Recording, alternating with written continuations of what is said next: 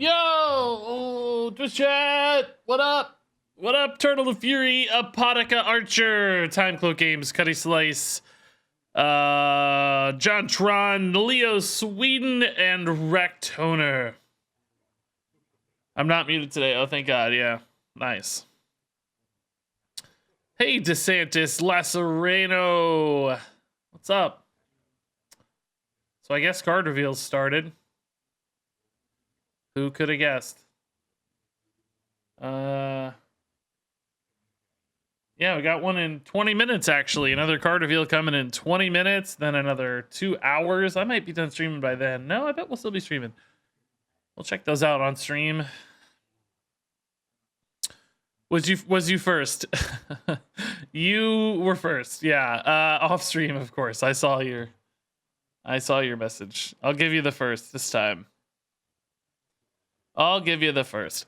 Really like these win condition quests. Yeah, I got a lot of flack on my custom cards video for suggesting, Regis, how dare you suggest that some of the quest rewards won't be this game effects. They both have this game effects, Regis. You must know they'll all be this game effects. But I was like, I don't know, man. There was just two. Like, they may not all be this game effects. They might be, might be other things. And here we go. This is not a this game effect. So, yeah. And this are standard only, and some of them you can run 2 copies. Dying on 10-11 would happen sometimes. Yeah, dude. Yeah, there's a lot of spell tutors. 100%. Yeah. People are saying, Primordial Dude is the best way to pull it, but I don't. Primordial Dude's too expensive.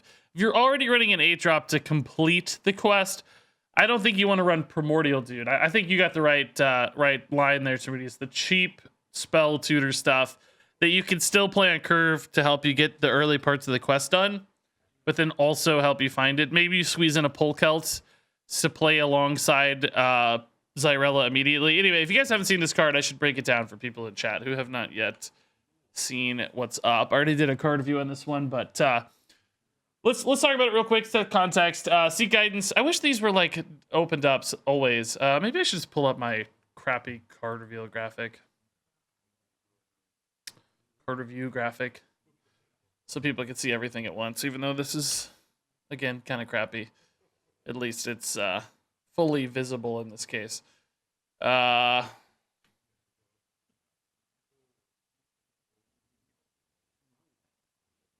much.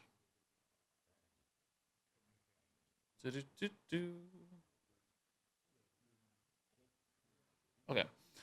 Yeah, so priest quest line. This is like the original screen grab thingy. Had like the weird YouTube overlay stuff at the end, so it just reads Purified Shard, destroy the enemy hero. If you can't see it. So anyway, this is a priest quest if you haven't seen it yet. Quest line. You gotta play a 2, 3, 4, 5, 6, 7, and 8 cost card, and then you get Zyrella the Sanctified, who shuffles this bad boy into your deck. It's a big spell. It's just an instant win, a la Mechathune or Paladin hero card, Uther hero card, that sort of stuff. Combat Corgi with 13 months. Man, yes. All right, I forgot that one.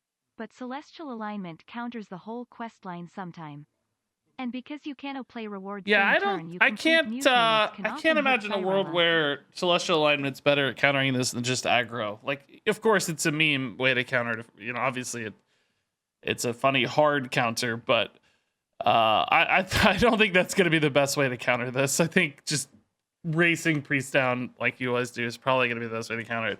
God, I hope it's not the only way to counter it, and then we're stuck in a Celestial Alignment priest meta. That's all we get. But we'll see. I actually think this is going to be decent. I don't think it's as hard to get done. I don't know. I mean, I haven't done it, right? 7 and 8 are the hard ones for sure. But Solmir fits pretty naturally on 7. There's cards like Mutinous already being played on 7. The 8 cost spot is probably a little more awkward. But just running 1 or 2 8-drops to have a win condition is not crazy. And the other thing is, you know, I think a lot of people are focusing on like trying to complete this as opposed to it just getting completed, if that makes sense. Like, if you toss this into a control priest right now, it would already just get completed probably, right? Because you just discover what you need sometimes. Like, don't have mana to play rewards. You don't have to really push for it, in other words. You can just push for it. No Stand thanks to 177 bits. Wheel of Time with the 32 months. Mutinous is a better possible counter, but this may not be the only minion in hand, right? You could easily have multiple minions in hand. It's not like you're only going to run one minion in this deck. So,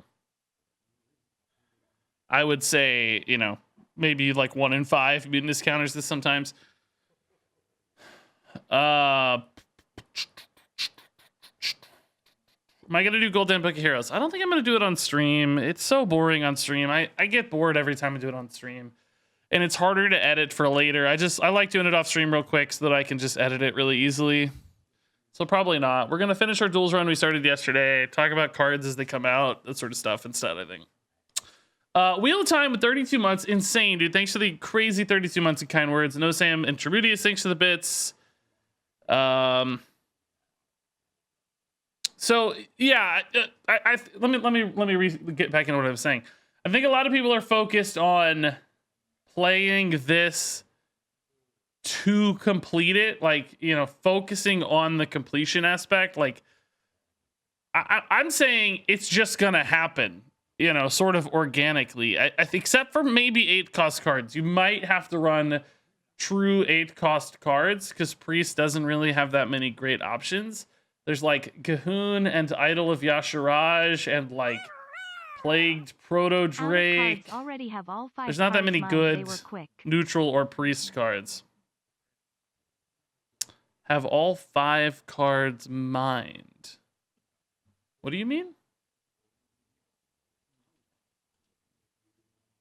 What 5 cards?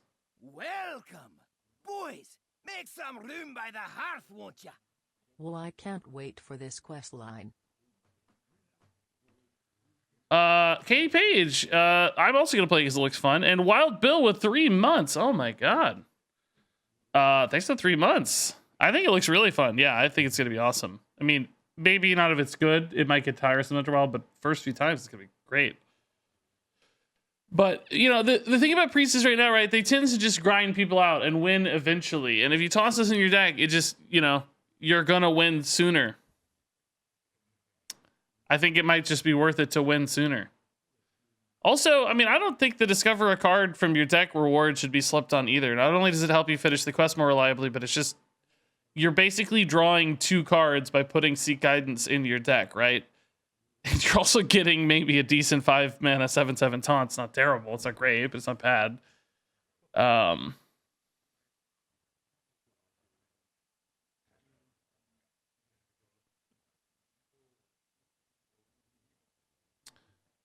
Yeah, I don't know what I mean. I think they usually just grab those from the website. I don't know if I don't think they're in the they're not patched in yet, so I think they just grab them from the website or something. They're all on the Boys, I got them here too. It was just hard to get them all individually. You know what I mean? Like, I have to hover over them, so it's hard to show people the full thing. I'm not really sure their process though. So I don't know. Jerulies, dude, thanks for the 3 months. Do I think this slots into current priest? I mean, I'm sure you'll have to make a few tweaks, right? Just to make it feel good. Like, you know, for all I know, there's a gap at 5 mana or something, or 6 mana. Out of cards have It's the 6, 7, and 8 slots that I think are probably going to be the most awkward. I'm sure the other ones you'll fill in pretty naturally. I think I got to think about 6. Of course, also, we haven't seen all the cards yet. So there may be some gaps filled in naturally by new cards as well, right? 6 mana slot currently is like Initiation. Onyx Mage Scribe's not bad for Priest, but probably not super exciting. Oh, Light Shower Elemental 6. Oh, that's pretty good. Okay, that's a natural fit. Just already in. already. Oh, are you suggesting I use this article? That's probably a cleaner visual, actually. Yeah, sure. That works for me. These are tidier than my initial bad Photoshop. Sure. Yeah. This looks perfect. Yeah, that's a good idea. Yeah, Dukity. That's what I'm saying too, right? Is like, you don't even necessarily have to run these cards. You can just discover them. Think about like, Draconic Studies Alexstrasza to fill in the 8 cost spot, that sort of thing, right? Or Draconic Studies Ysera to fill in the 8 cost spot. There's quite a few ways to fill in the gaps, because Priest is just going to be discovering this stuff. So if it's like, oh my god, I can't draw my 6-drop. Well, just discover something to fill in the hole, right? Get that initiation or something off of Renew, and then you fill in your 6 spot, And sure, it's going to take a while, of course, right? Like, it's going to take a couple turns sometimes to get the 6 spot going, and then you got to get the 7 spot going. But it's Priest. They're good at that. That's this were a hunter card, I don't think it'd ever get done, right? They would never be able to smoothly fill in the gaps. They'd never be able to stay alive long enough to get it done, right? They'd inevitably just kill their opponent before it was completed. But in Priest, I don't know. I think they're gonna pretty naturally just kind of cruise towards this, and they're not gonna stress about it along the way. You can still just make good plays and then eventually line up those 7 and 8 cost cards. And the thing is, right, you're not giving up much, because quests historically you give up quite a bit because you have that quest in your opening hand, you miss a card and your mulligan and such. But since this replenishes an extra card on each step, particularly the first step, it doesn't take much to get the replenished card back by playing a 2, 3, and 4 cost card, right? Pretty soon you might be able to just get that back. So you're not sacrificing quite as much. Right. Plus it's Discover, so you're actually getting kind of a new mulligan almost of that card that you lost in your mulligan. So I don't know. I don't think you're giving up a lot, which means it's sort of almost free to run. And sometimes Priest just has perfect draw and I'm Regis into is it, I salty think. as I a don't know. top deck quest reward on 10, or play reward Dungioneer on 9 to immediately draw Shard and play it on 10. Oh, man. Imagine how salty you'd be if your opponent hit just the perfect nut curve throughout the game. I mean, it's going to happen, right? I bet maybe it's even an achievement, like play the turn 10 Purified Shard. That might be an achievement. Like, just you naturally hit the 1, 2, 3, 4, 5, 6, 7, 8, Zyrella on 9 with whatever you want, like that spell tutor or something, sure. And then Purified Shard on 10. I wonder if that'll be an achievement. It'll happen. It'll totally happen. And Priest will stay alive too, because they're going to drop Light Shower Elemental on 6 and heal a bunch. And they're going to play Soul Mirror on 7 and clear the board. They're going to play whatever else.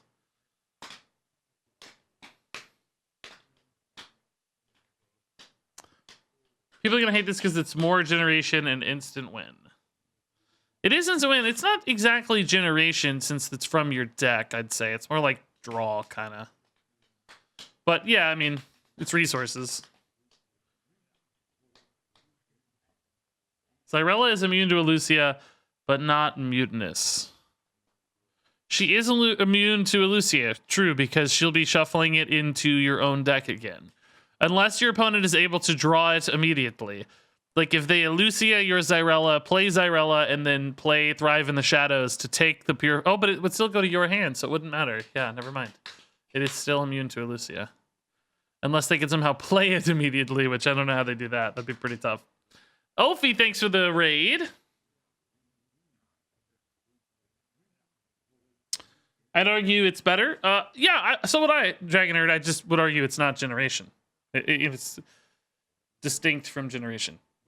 Generation means making something that wasn't in your deck. So the frustrating part about generation is usually that you don't know what it was. Like you can't guess based on your opponent's deck list or common meta deck, so it feels like you don't know what they got. Whereas this, you'll know, generally speaking, what's in their deck, right? Like you'll have some guidance at least, and you'll know like it's a limited number, it's not extra. So I'm just clarifying generation versus resources, right? But I think it's very strong. Still I active agree on with you. board, you play Elucia, you play Zyrella and cheap spell, and Allura casts Shard. Oh my god, yeah, you could have Allura.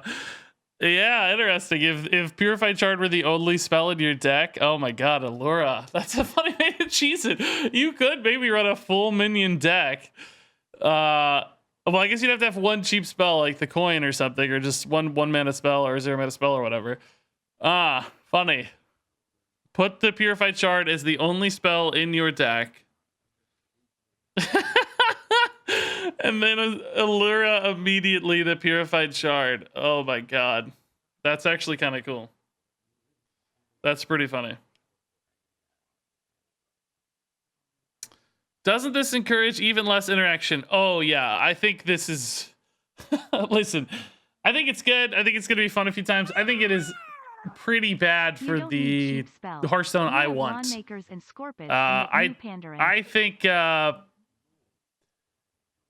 I think I want control meta more. You know, I want like control decks to be viable. But this again is another card that just shuts out control decks because you can't out armor this. You can't outvalue this. If you're not an aggro deck that races them down, there's just an inevitability here. Like Control Warrior will not ever be able to beat this without like, you know, TK or some other, you know, very clarified win condition. So the world of, I mean, I guess there's like Mutinous and stuff, of course, but you know, they won't reliably be able to counter this without their own win condition, which is indeed consistent with what the Hearthstone dev team has said. They like want games to have win conditions, but it also kind of removes those like super grindy games that I like to play so much. The 20 turn grind fests that are so fun for me. But yeah, of course. Yeah. Sorry, I just meant like have it in hand to read this. But yeah. Yeah. Plenty of ways to run as we've seen with our like Cthulhu, right? You can run decks without any actual spells and then tutor your spells. So Purified Shard could be the next evolution of that, which is pretty cool.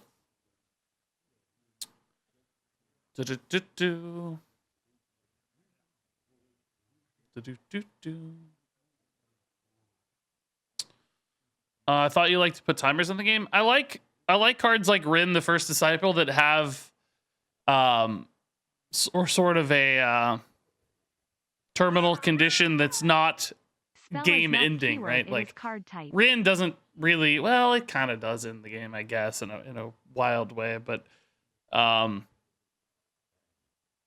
don't know, it feels distinct for some reason because it's not actually ending the game. Like you could still try to win, but I don't know. This feels more like final, I suppose. Is Shard gonna have spell keyword? It isn't listed here. Just checking. Oh yeah, Sharidi says spell's not really a keyword or anything. It's spells are just cards that are shaped like this. It will be a spell. I mean, spells have the square. I mean, the frame is how you can tell when something is a spell, right? It has the square frame, etc.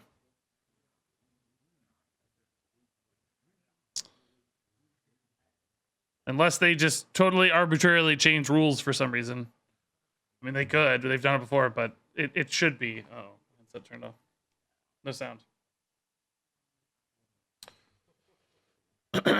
Seems to clash with Shadow Priest. Do you think Legendary will even work with the quest in the deck? Yeah, it should, right? Well, what is Benedictus's wording? Hold up, I forget actually. Is it only shadow spells? The spells, it is a starting game effect, so yeah, Benedictus would not work. This is not a shadow spell, so there will be two distinct worlds, I think. Starter game does check the mulligan, like pre-mulligan, so.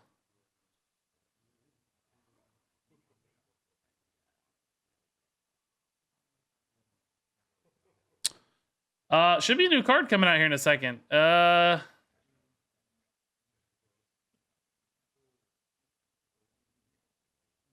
see. And TPU and PP and Tributius, thanks for the bits, by the way, folks. Very kind.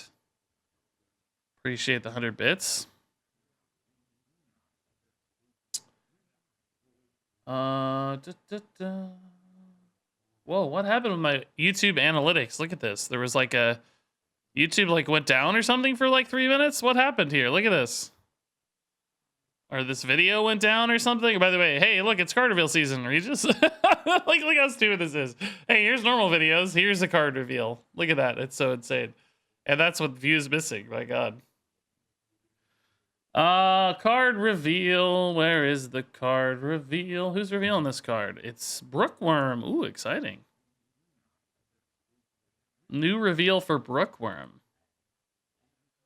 I'm gonna go ahead and link Brookworm's channel so you guys can go check it out. Some people on Out of Cards brought up See the interesting card reveal point. live, hopefully, when it comes out. Card discounted to 8 count for the quest, or will it look only at original cost?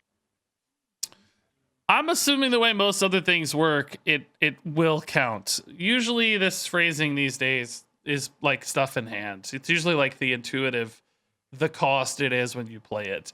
If it's not, then actually that's probably good for Priest because of Power Word Fortitude. Power Word Fortitude would proc the 8 mana one for like 2 mana or something, right? So if it's, you know, it's like Alex Ross is good. If it's taking hand cost, if it's taking original cost, Power Word Fortitude would be just absolutely insane. Would be just completely bonkers. All right, we got Brookworm's card reveal here. I don't want to like watch it on stream because I don't want to steal her thunder here. Here's the card reveal if you guys want to go check it out. I'll pull the card up here in a second, but I want to give her a little time to get some views and get some love. It features a very cute dog, so you should check it out.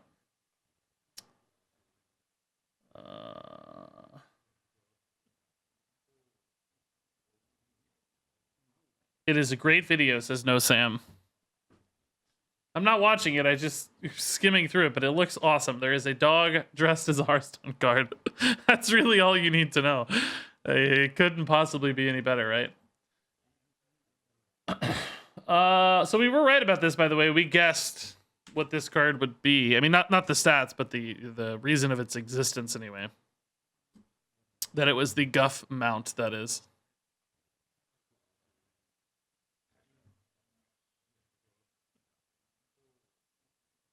Pretty interesting effect, though.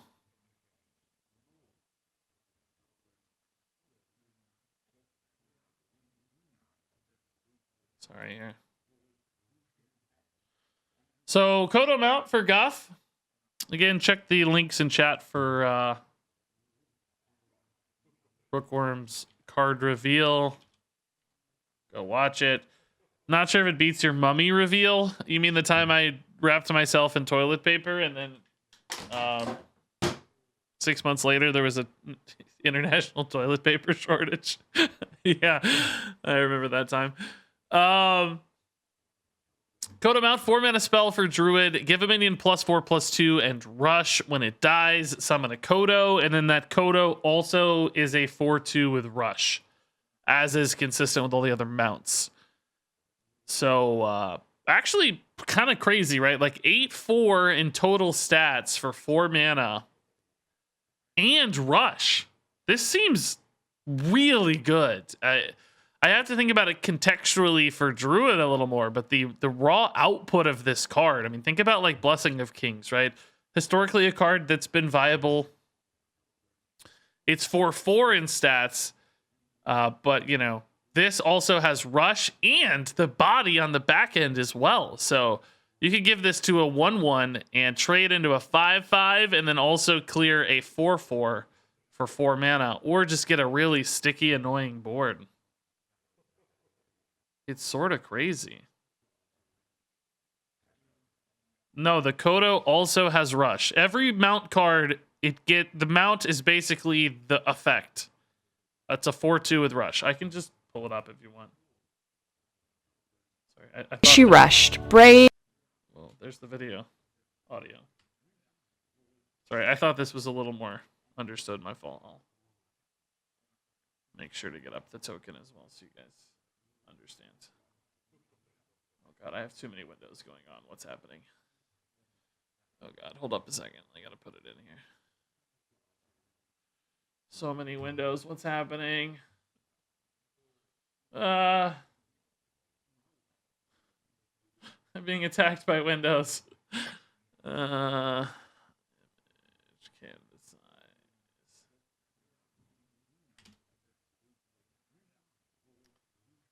One second.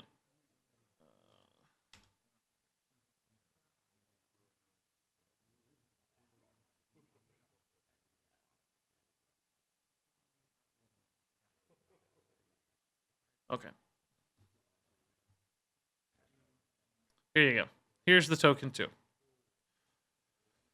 Kodo mount and Guff's Kodo.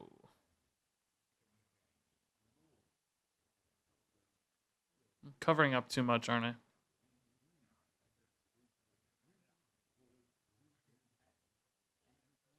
Sorry. I think it's just a lot of stuff. I just don't know about fit. I don't know about fit.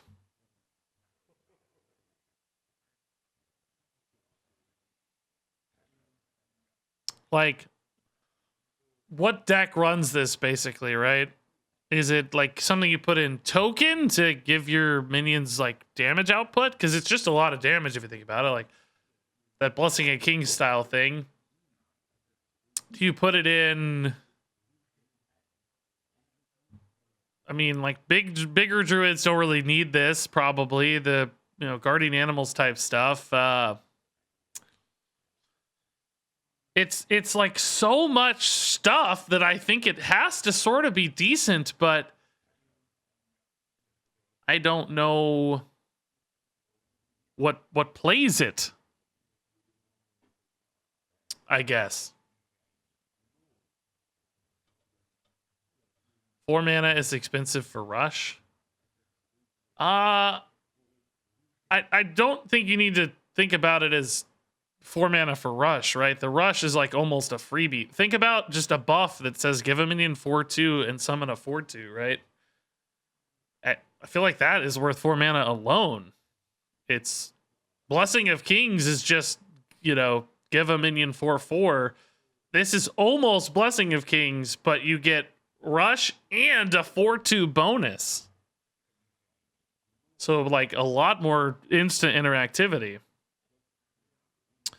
Kind of like Fishy Flyer. Yeah, it's like a better Fishy Flyer, yeah. Because you get immediate stats with Rush and you don't have to spend an extra 4 mana on the back half. That's an interesting thought. It's in a weird way kind of like Faceless Corruptor, that like 5 mana thing that summoned a 4/4 and a 4/4. Like not really, but it's the same kind of amount of tradability. In a weird way, you take a minion that's on board, you turn it into a rushing thing, and you also summon a rushing thing, right? It's kind of like that. Faceless Corruptor, I think's the name of that card. Spell Token Druid.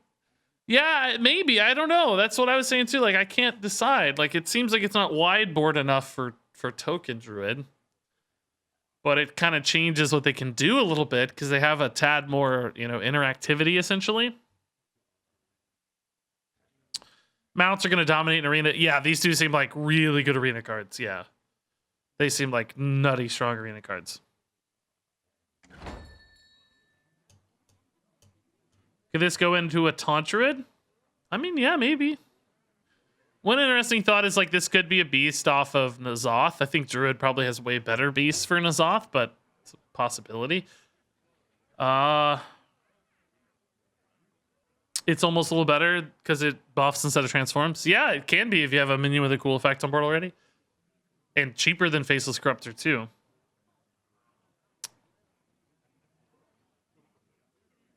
I don't know. I feel like I don't know where it goes or why I'm playing it, but I just really like the numbers on it, Make some room by the hearth, won't ya? Hey, random name, dude. Thanks for the tier 1. Spikeridge was insane in Arena to the point that it was one of the first cards to get accuracy reduced. Yeah, I think it's future bros here will be too. I think it won't be alone. Lake Thresher is definitely a cool combo, but it's 9 mana. I don't know if Broom is just better. I don't know if you need the extra like 4 damage or not. Sometimes maybe, but it is sort of expensive. Are there any other really cheap minions? Like, well, Samuro, my god. I mean, the rush doesn't matter because he already has rush, but it's just a good buff on Samuro. Anything else that needs instant effect? Sergeant Sally in Wild. The bad Samuro. Angry Chicken, sure, that sort of thing. Yeah, cheap minion with a cool effect that's hard to activate, maybe. Cave Hydra in Wild, that's Hunter card, right? So it doesn't work.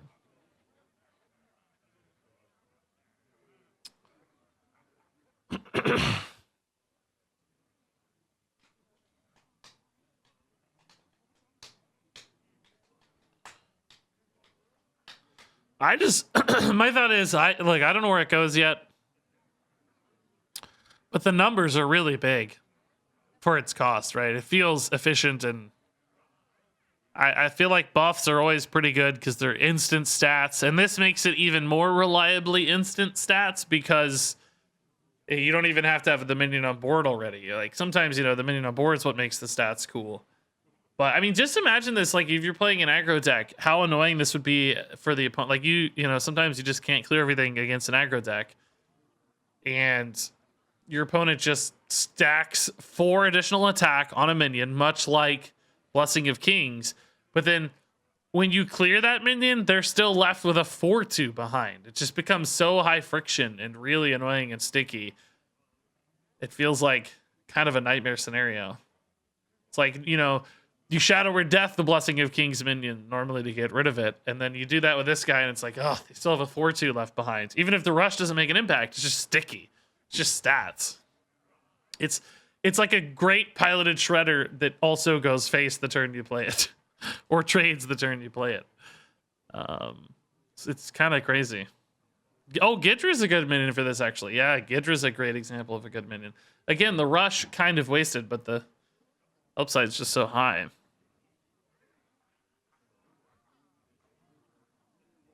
Why doesn't this say Death Rattle? None of these cards ever have. I think the wording is just easier than writing give it Death Rattle, summon a Kodo. Just text-wise. I don't think even Spike Ridge Steed said Death Rattle, did it?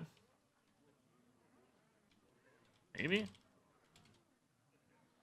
Yeah, even Spike Ridge Steed back in the day didn't grow.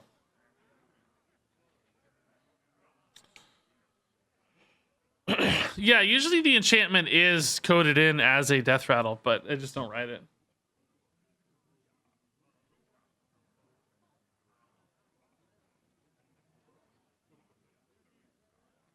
This card seems to be falling into the pool of efficient but doesn't move your game plan forward enough. Yeah, it very well might, yeah. It's one of those where I might have to hedge the score on it, though, to say, like, it may someday fit a game plan perfectly, I wish it was a nature spell so that it had, like, Guff synergies, but it makes sense that it's not. It shouldn't be a nature spell, just mechanically would help the card in some cases, I think. When it dies is what they write instead of give it Death Rattle. Here's the official thing, by the way. No matter how big they are or how many times you tell them no, they still won't stay off the couch. That's funny. Kodo in your house. Yeah, no, that's what I'm saying. I'm saying give it Death Rattle would be too wordy to fit all in the text box cleanly. Probably that's why they did it originally and have stuck to that theming.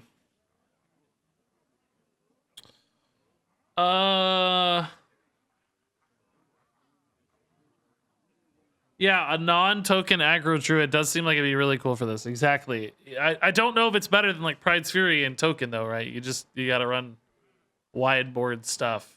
So anyway, I think that's enough chat about these guys. Let's play some Hearthstone. I think we're gonna have another card come out before the end of the stream, so we'll talk about that one when it's time. And we'll go from there.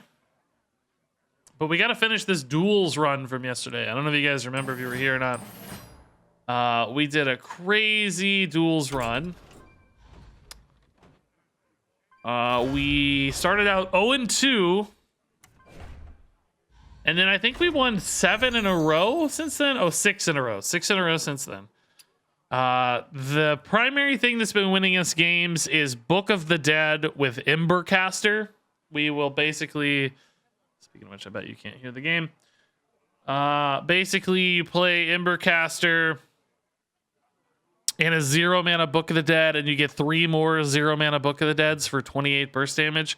We also have double battle cries, so we're double battle crying like books and like I don't know, whatever. Yogg, we did a double battle cry Yogg that won a game, Ivory, Reckless Apprentice, etc. Some pretty cool double battle cry synergies as well. So actually pretty sweet stuff. So let's see if we can't keep it rolling. If not, we still bailed out a pretty terrible start with a pretty great run, I think. After this, I don't know what I'm gonna do. I guess we'll, I don't know.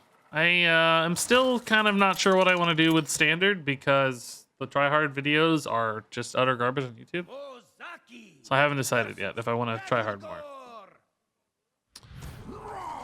I don't know. This thing is not under faculty.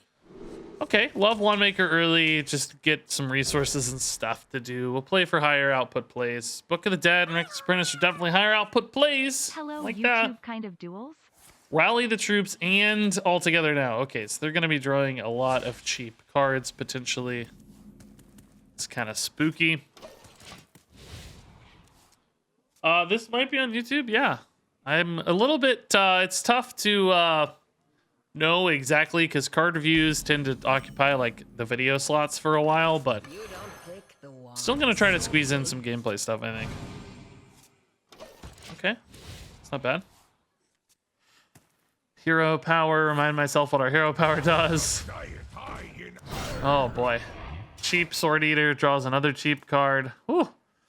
This is a sick combo. I wonder how many battle cries he really has, though. End of a meta means I guess we'll time find for out. wild. Do we play this already, or do we maybe just squeeze in some Mirror Image Wand Thief stuff? I think we just do this. Loyal Henchman might pop off more later. Devolving Missiles. I think I like that better than Frostbolt, just because if anything crazy happens, this kind of gives me answers to craziness. End of a meta means it's time for wild. Yeah, I kind of wish I had done a wild series instead of the try hard series. I don't know. I'm regretting that a little bit, but it's too late now. We're 6 videos deep. it's too far gone. Oh my god, Cthulhu as well. That's crazy. Hit the 1-2. Hit the 1-2, baby. I don't even know if I'd run that in. Yeah, I might wait. Apprentice is not really that good here. I think we just go Astral Portal, right, and hope for the best.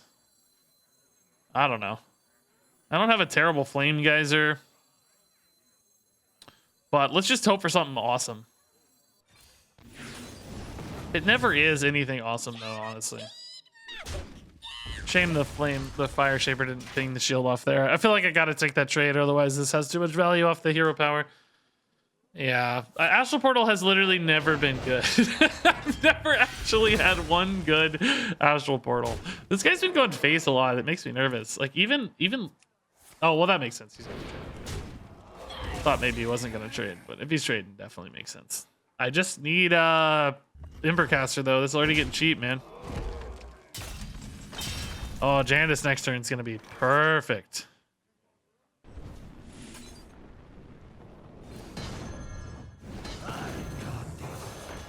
Okay.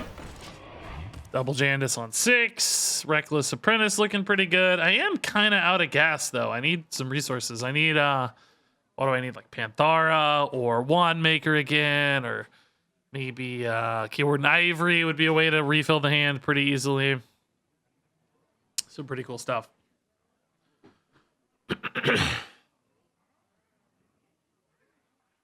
How could the tryhard videos not be doing well? They're the best thumbnails on YouTube.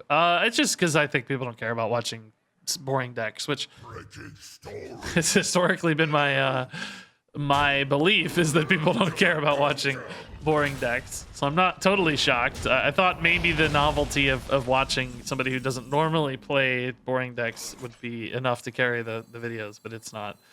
It holds true.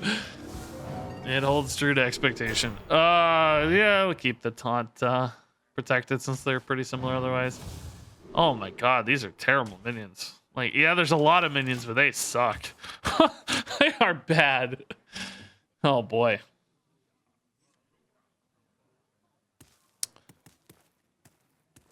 Man, where are like the death rattles, like the value generators, the anything, man? These are just so vanilla.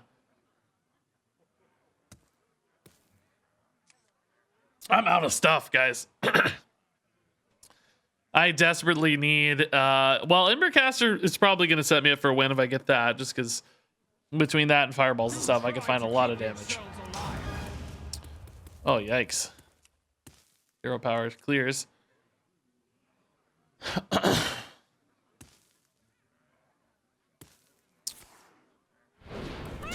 Okay. I still remember the time when I thought That was Booty spooky. Bay is good. I think there's been a time for all of us we thought Booty was good. I mean, Booty Bay was good. I think we've all been there.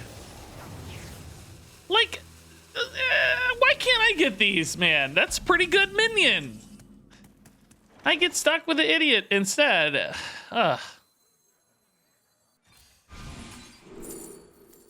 Oh God.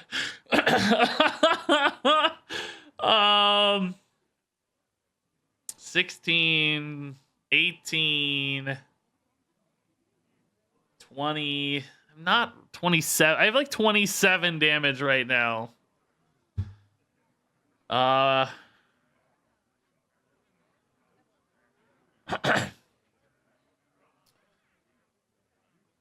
Yeah, I don't know. Maybe. I don't really want vaporized, right? So I think this is fine for devolving. It's kind of thinking about like Rattlegores and stuff later, but just something. Okay, this isn't bad. Do we actually go here to get a 2/2? So it's gonna have higher pop-offs later is the thing.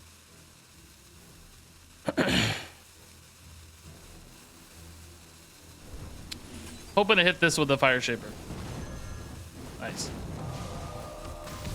Cool.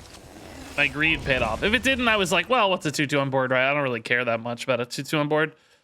And if it does hit, I get a nice 1/2 bonus, so. Do I have kids? No.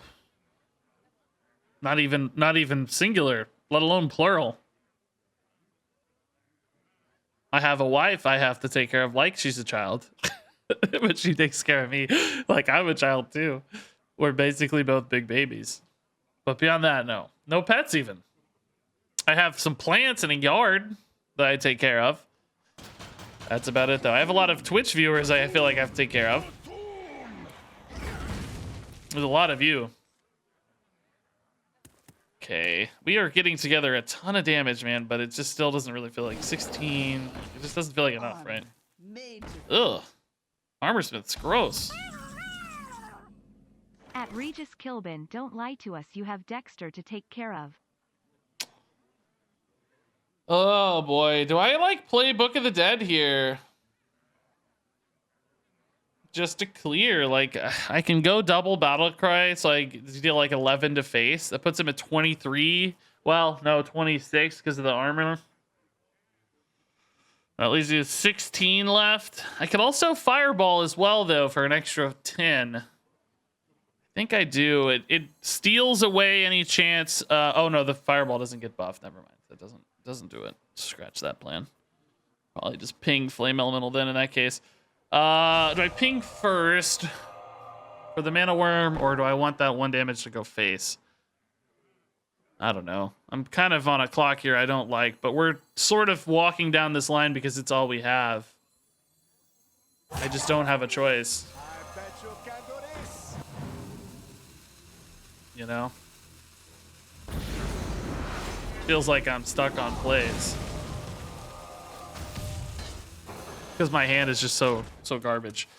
So I mean this is equal to, well, that's 2, 8, 18, 19-ish damage available. Fire Shapers can definitely add to more if we can get some ping's face. If my hand was at all pointing towards value, I would go that route, but he's hitting me in the face, not healing. Okay, what does that tell me? I don't know. Oh my god. Okay. Okay, so he's healing 8 per turn. That is horrifying. Oh my god. Yogg next turn can win me this game. Okay. Cool.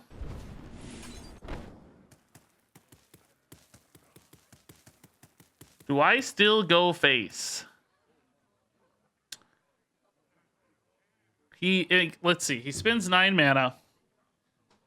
Like, can I set up a win, basically, where I know if he's spending 9 mana per turn, I can still find a victory, right?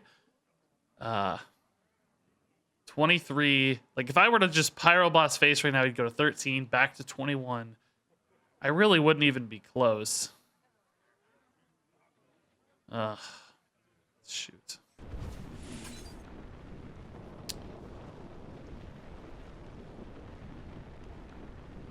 I don't know. I'm going to develop this minion just to have more minions on board, because the Alex only kills 1 per turn, right? So maybe like the 3/5 sticks, or maybe the Mana Worm sticks and I can pop some damage extra there. I don't know. Is he going to hit me in the face? If so, he might just be dead, right? Like, he has been going face. Maybe he's just going to try to end before I kill him. If we decide to race, that'd be awesome. He decides to go a different route than the Alex. Okay. Gains some armor. Is that a playable minion? It is, but it's not a great one. Okay. If I don't get any value generation here, I might have to Yogg for, like, card draw. I basically get 18 Yogg, so you usually draw some cards in that regard. I'd really kind of rather use it when there's more stuff on board, but... Oh my god. No. No. Oh my god. That sucked. I lose now. It's over. There's no way. Now the Alex chain just beats me, right? Like I can't win. Dude, the Yogg. Ugh. That hurt a lot. And the cycle of life is reborn anew. That's your cue. Get out there. Why was that 8 mana?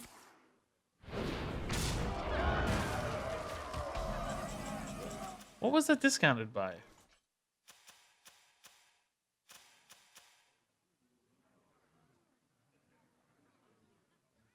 Mask of Mimicry, they don't keep their original cost, do they? Did I miss a discount by that? Oh, it's just Rally the Troops. Oh, I mean, altogether now. Oh, it's just the altogether now discount. That's easy. I see. Never mind. I can destroy the Alex, but there's just potentially, like, way more. We don't know. Mirror Entity for an Alex, maybe? Okay. Pretty much almost dead, though.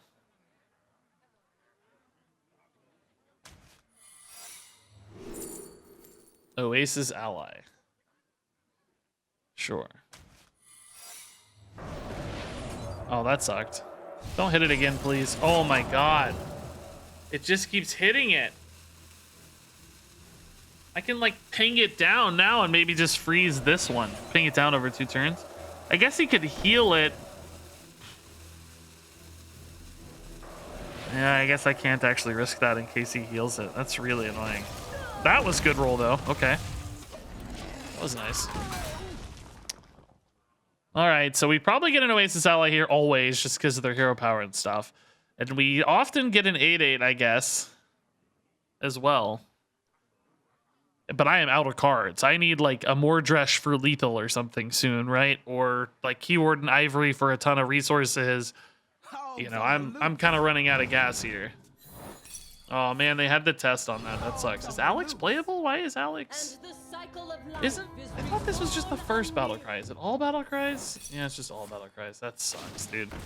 He was able to successfully proc the Mirror Entity without giving me the Alex. That's tough. Good news is Alex might get frozen and protect me from a lethal. Oh, I guess in either scenario. If it kills it, it freezes. If it doesn't, I can freeze. It does cost me a ping though. Panthara, okay.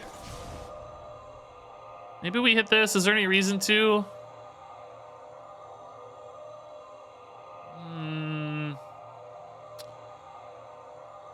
Combustion, Firebrand. Yeah, might as well. We're not going face anyway yet, so just in case something matters.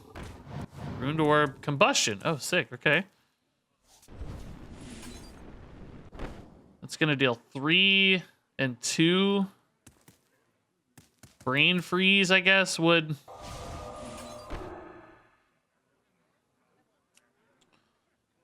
potentially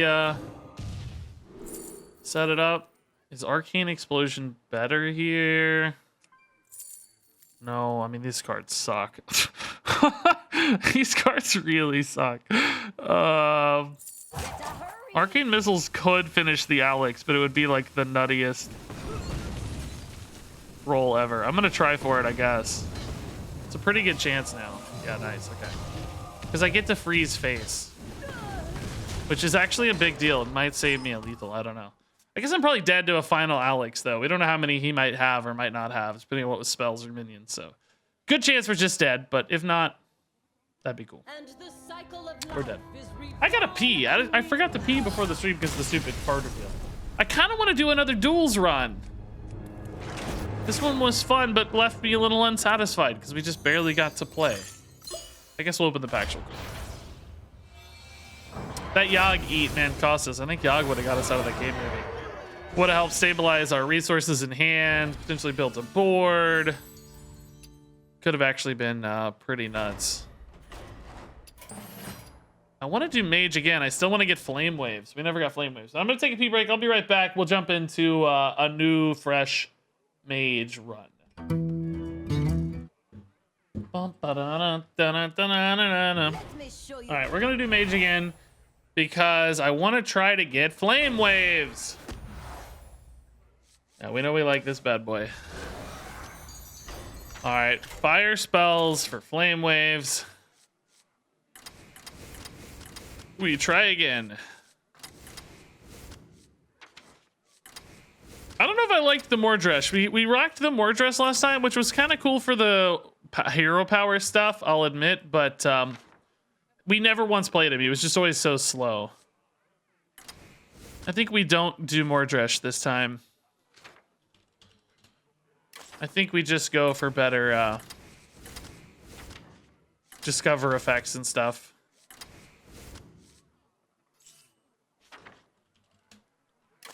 Get like Wand Maker and such. I definitely feel a lot more confident about this. I'm like firing through what I want in the deck because we just played it. Wait, what the heck is Wand Maker's? Oh, it's not random.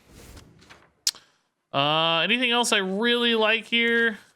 Like Babbling Book's been pretty decent, I think. Evolving Missiles is pretty good. I don't... Jandis. Oh, I do like Jandis. Yeah, Jandis is good. Shoot, yeah. Kind of wish... I may cut the Primordial Glyph for this early one. I need to make sure I have enough fire spell consistency. Yeah, this looks pretty good. I like this pretty well. Fire spells. We got some Battlecry stuff in case we go the Battlecry route, so that's nice. That's always a good backup plan. And yeah, let's do it. Let's go.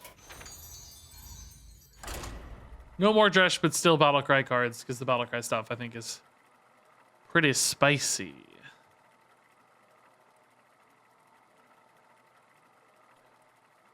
Do-do-do-do-do. I feel like I can hear the Hearthstone music in the background from my BRB screen, but I think my brain's just having a meltdown. I don't think it's really there. Regis, do you hear the sounds? Hopefully this run we don't lose early and we're able to like the last Mage run we did, we lost a couple games early and it kind of stole our potential late because you don't have any kind of wiggle room. There's no flexibility to lose again. So hopefully we don't lose too quickly here. Hopefully we can get out of a solid start. Do you know if I have a VPN? Can I bet my dust? I have no idea, man. VPNs definitely sometimes let you get around that stuff, but I don't know about specifically on Twitch. I think last run, one thing I didn't do well in these early games was utilize my hero power enough, so I'm going to go ahead and just take full advantage of that now. Create some awkwardness here. Okay, it's good, but again, feeds hero power, but doesn't trade. He might trade, just go face with a weapon. In that case, Wand Maker's pretty spicy. It's a play you would normally never make. It kind of shows the power of the hero power. You know, encouraging awkward plays. You'd normally always keep your minion alive and trade with face, but hero power creating problems. I love it. Okay, Flame Geyser ping here would be pretty cool, but instead, I don't know, maybe we just combust. I don't have mana, so I think we just combust. Seems fine. This is actually a pretty good end condition, potentially, this game. Get to like, what, 9 mana and pop off for 12 damage face, potentially, depending on what's on board. We also just have fireballs and flame geysers and other things, so we'll see. Nerubian Peddler into Vanessa Van Cleef. I gave a combustion. Okay. So they have a 1 mana combustion. These are actually pretty annoying to deal with, by the way. Ugh. I'm not happy about this.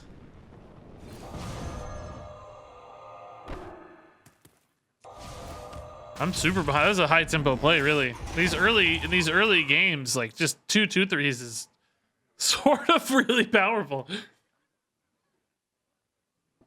My hand feels a little weak.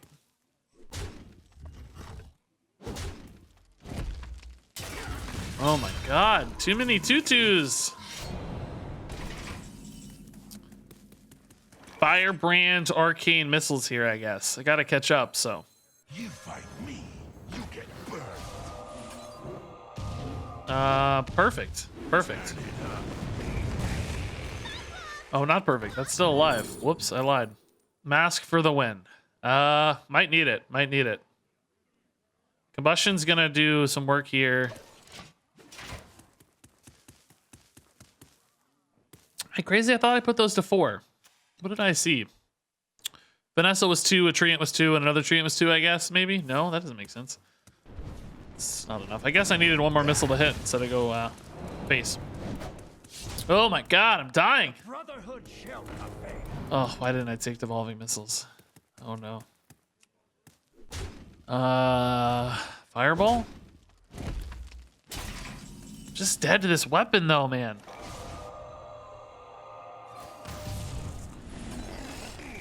Combustion clears these very affordably, and then this weapon's just gonna kill me in like 2 turns. I can mask, but I don't have a win after that setup. Runed Orb Embercaster would be 4. I need like an ice barrier. Oh my god, I'm just dead. Well, good try, I guess. Are you worried for the future of Hearthstone, or is the game already dead? I feel like that's a bad faith question. I mean, you know the game's not already dead. Don't be silly. I am worried for the future of Hearthstone. Yes, that first half was fair, but you know the game's not dead.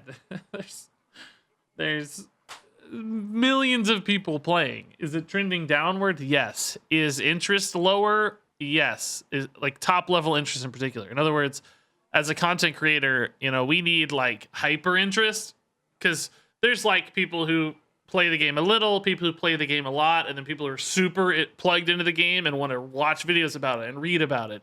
We need that third layer as content creators because we need people who are really locked in, right?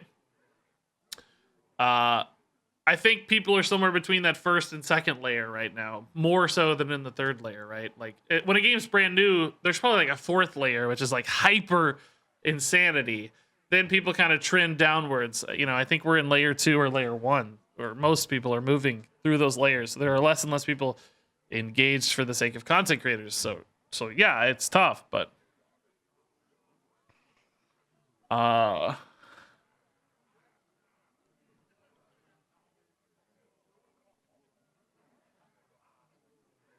but it's not dead. That's a silly framing. There are maybe 10 games in the world that wouldn't be thrilled with Hearthstone's player numbers. And in fact, with WoW suffering, I have a feeling Hearthstone is going to be Blizzard's #1 moneymaker.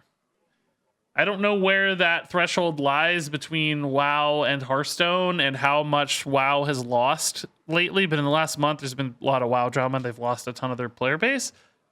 So I don't know when that threshold is crossed, but Hearthstone in the short term might be Blizzard's #1 thing, which is kind of actually scary because it might mean there's more pressure on Hearthstone to monetize if it becomes really important to the bottom line, which might mean, you know, we get crappy monetization stuff from the top down implemented into Hearthstone. So, more than Overwatch? Yeah, Overwatch is not doing well at all right now. Overwatch is, I mean, outside of the money they got from YouTube for Owl and Hearthstone, or I mean, Blizzard Esports, Overwatch is, Overwatch doesn't monetize it. You know, it has some stuff, there's cosmetics and stuff, but Hearthstone has regular content monetization that Overwatch doesn't have. World of Warcraft was definitely #1 because of monthly subscriptions just being insane. Now, Overwatch 2 and Diablo 4 will, when they come out, certainly, probably, at very least, you know, from initial game sales, will supplant Hearthstone. But for long-term games as a service monetization, I have a fear that Hearthstone will be #1, which might sound like a good thing, but I think it's a bad thing. I don't want crappy monetization policies implemented into Hearthstone because it's WoW's or Blizzard's baby moving forward, right? Now, depending on corporate structure between Activision, Blizzard, and King, you know, like Blizzard is sort of the third man on the totem pole these days because Call of Duty is just a cash printing machine. But Blizzard still cares about internally, you know, the Blizzard chunk of revenue and where it comes from and how much there is. So there might still be pressure on Hearthstone, even if, you know, Activision, Blizzard, King as a whole is still doing all right. Still, the Blizzard chunk needs to perform. So anyway, no, of course, Hearthstone's not dead. It's probably one of the top 15 or 20 games in the world by player base, if I had to guess, just because so many people play it. But the top level interest in Hearthstone is definitely declining quite severely. That like third layer of interest, right, is declining rapidly. Anyway, we need to play it. I don't know. I like Fireshaper a lot as Mage. I don't actually think I like this that much. Fireshaper, it's just good off every spell. I don't know. 1/2s do add up pretty quickly, though, because they can help me ping. They might do as much damage as Fireshaper. 1, 2, 3, 4. Does this encourage or discourage the other fire spell? I don't know. Fireshaper is good for hero power, but this is sort of good for hero power too if you think about it, right? Because you can sometimes leave these elementals behind and actively trade them to set up the same sort of pings as Fireshaper. Just a little bit delayed, you know.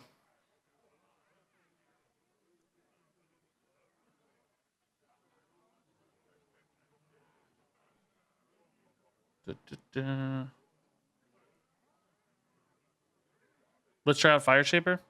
Well, we did just do a Fireshaper run, so I'm kind of thinking about Firekeeper's Idol to mix things up a little bit. But I like how Fire Shaper also goes face. That's pretty cool too. I'm gonna take this one just to mix it up. Let's take Firekeeper's Idol. We just did a Fire Shaper run. I actually think this one's slightly better, but we're gonna go this route just to try something a little different, see how it feels.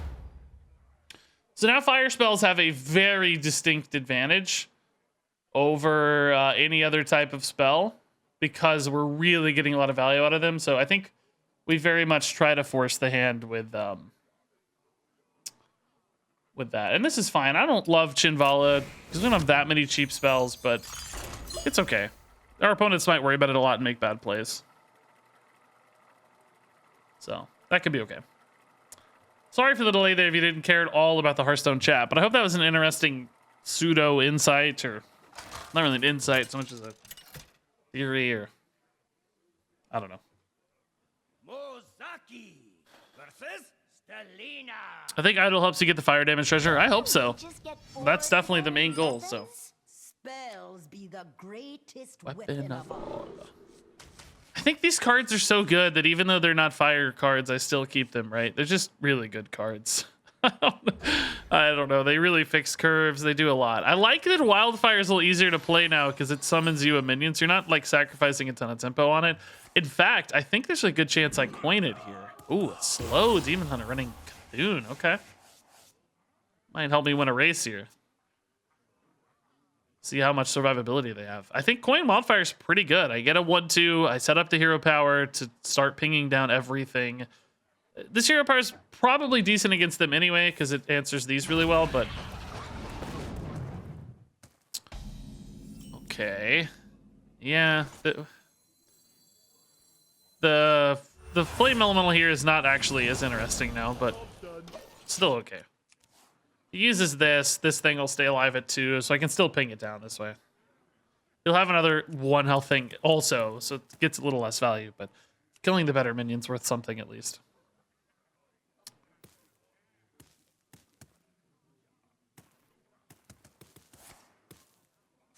Okay.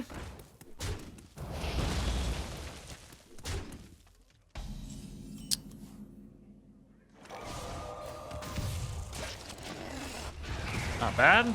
Not great.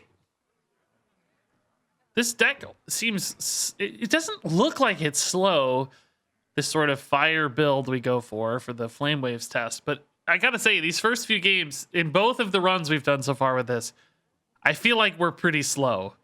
I don't know what it is. I guess maybe not having enough like 1-drop action or something. Despite having quite a few like 2s and 3 plays, I don't know. I always feel a little slow. Thankfully, is a pretty slow line for my opponent as well. So it's funny. Our hero powers like kind of counter each other over and over again. It's quite amusing.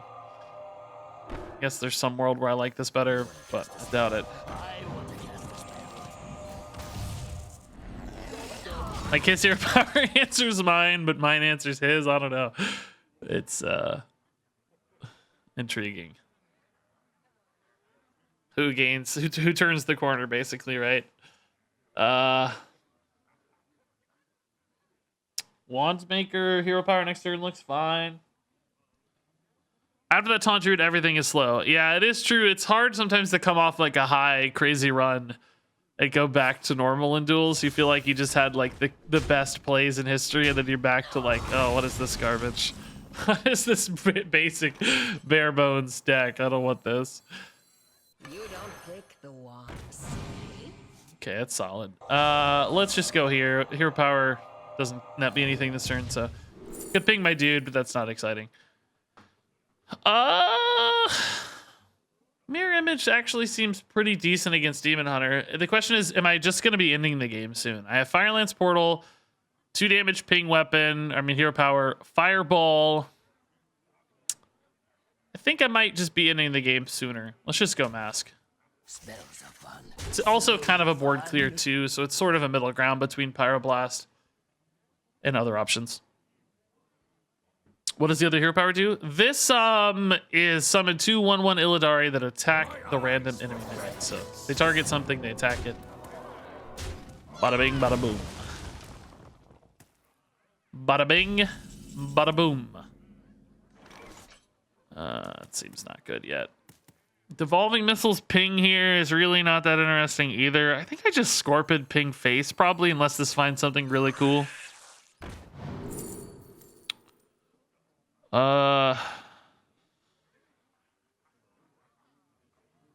Meteor, I mean, honestly, Meteor next turn looks like it could be decent, but I don't know. I think I have Flame Strike and Frost Nova already. We just take something that's a little bit more damage output. Do I ever go Devolving Missiles here just to set up an Arcane Missiles?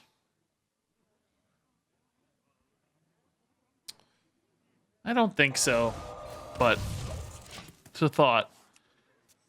Jandis next turn's the natural line, but I'm worried we're going to fall behind on board a little bit here. Also, where are my fire spells? I've only summoned one Flame Elemental. I have 2 Flame Geysers, Combustion, Fireball still in deck. I have 2 big Flame Boys in hand, but still turn off. Definitely feeling like Fire Shaper would have been better this game, by the way.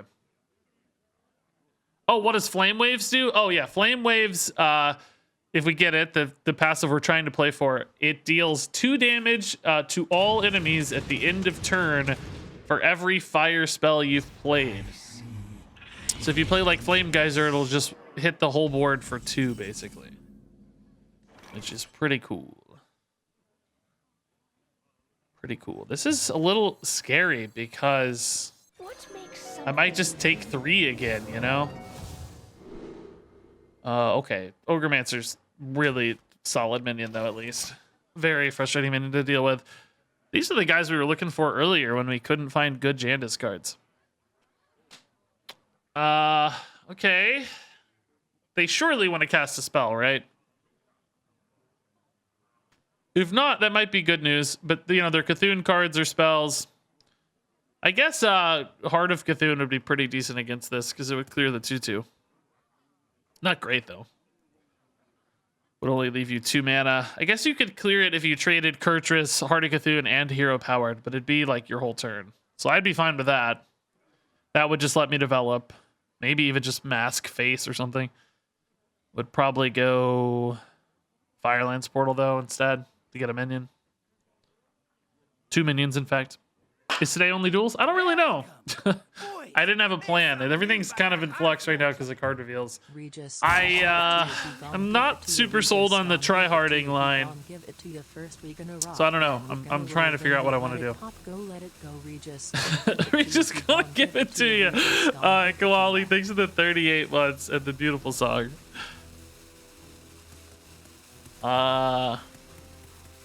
Did this just like break their hand and they DC'd or what?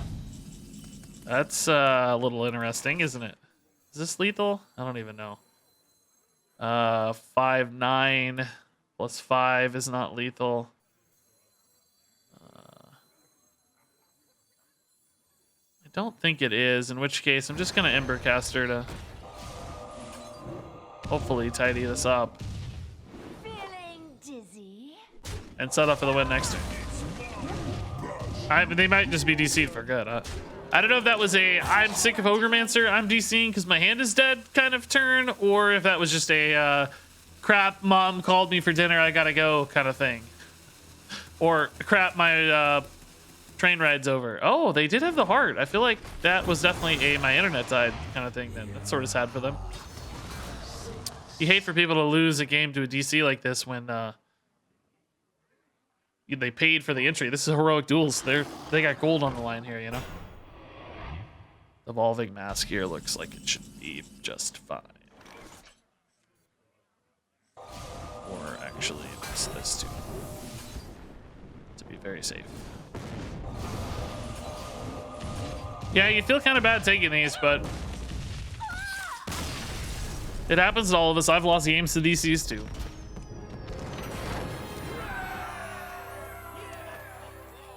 Okay.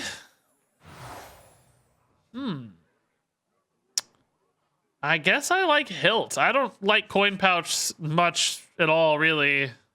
Hilt.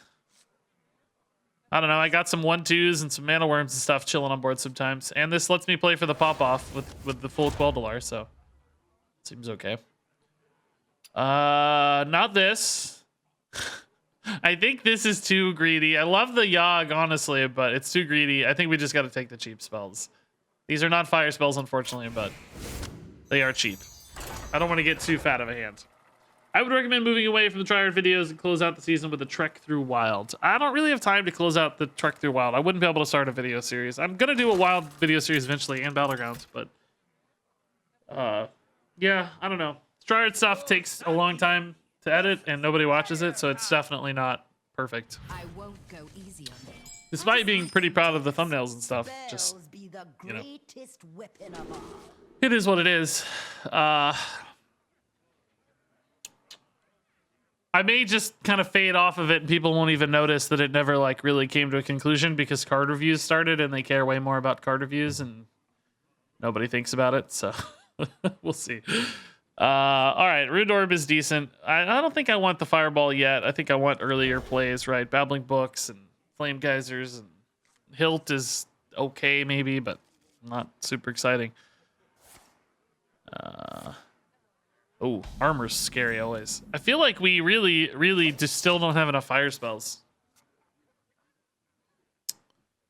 We got offered some, but not enough. Could you repeat that? Wow. Oh my god. I'll write that down. Okay. Chill 6 mana opener. What are they gonna play?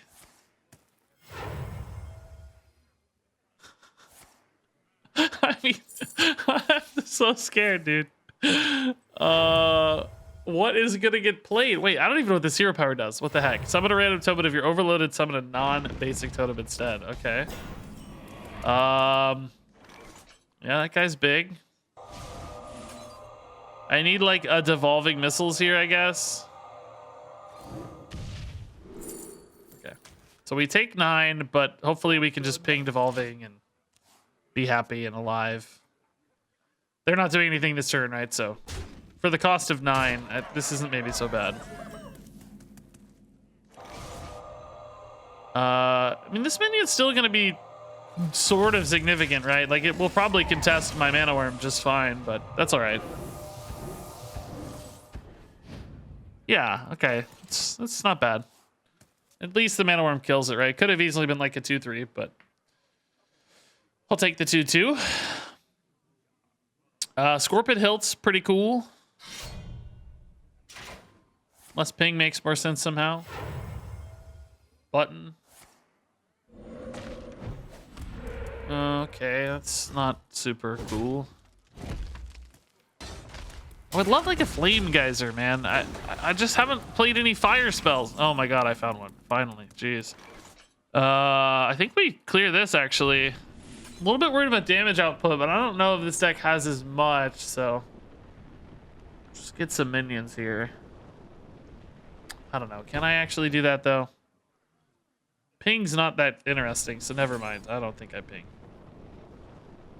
Let's just clear the damage.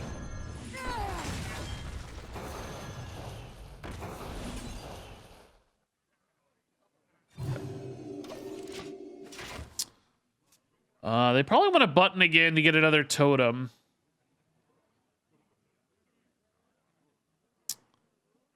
Oh, that's good. That's tough. Oh, ruin their life. Do something bad. Ruin their life, I said. Oh, come on! That's not ruining their life.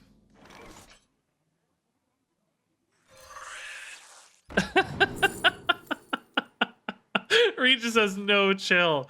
Ruin their life, he says. I think I always devolving, right? But let's just see here first. I don't think anything changes. I am so dead. I don't know how to win this game, man.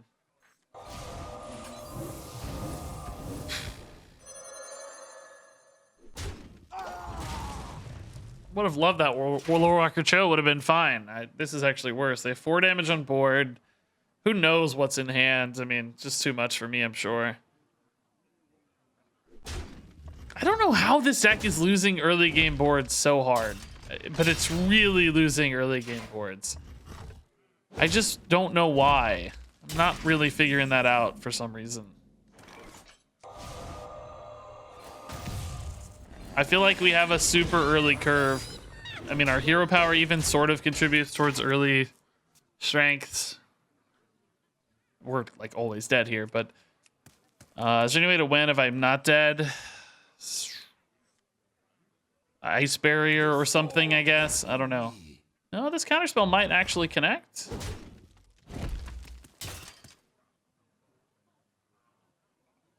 They know it's not barrier. Oh, they're testing the counterspell, and then they have rock biter for. Oh, just landslide. Well, that's actually pretty awful too. I mean, that's not. Okay, glyph into what? Do I play? Is it better to play for a taunt here?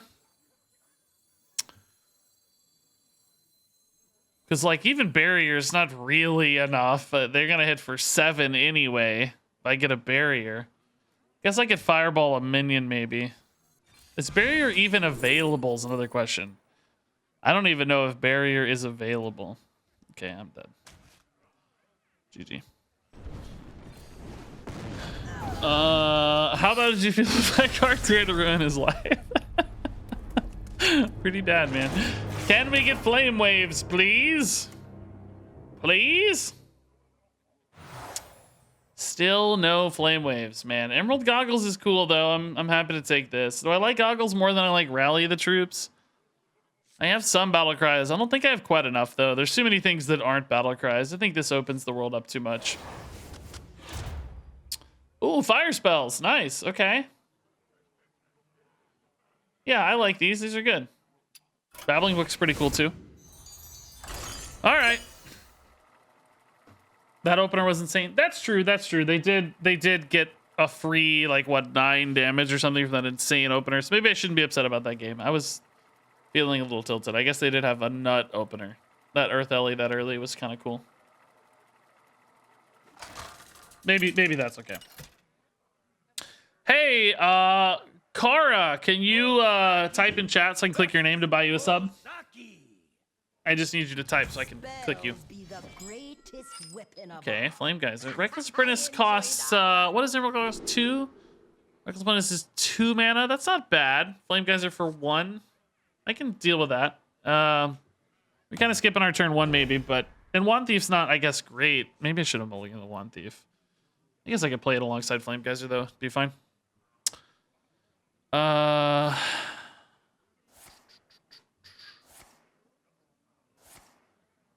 see. Gifted sub is complete. Congratulations. Okay. Jandis getting cheap is really nice. That's sick. So turn 2. Hopefully this is relevant. It probably won't be, but it's just a 3/5, so that's fine. We'll take it. This into this on 3 is pretty cool. Can play the Flame Ellie, and then I'll have 2 Flame Ellies and a Wand Thief. 3 1/2s on board, essentially. Then I have this on 4, which is really nice. Wand of Dueling does actually, unfortunately, contest these pretty well, but it's okay.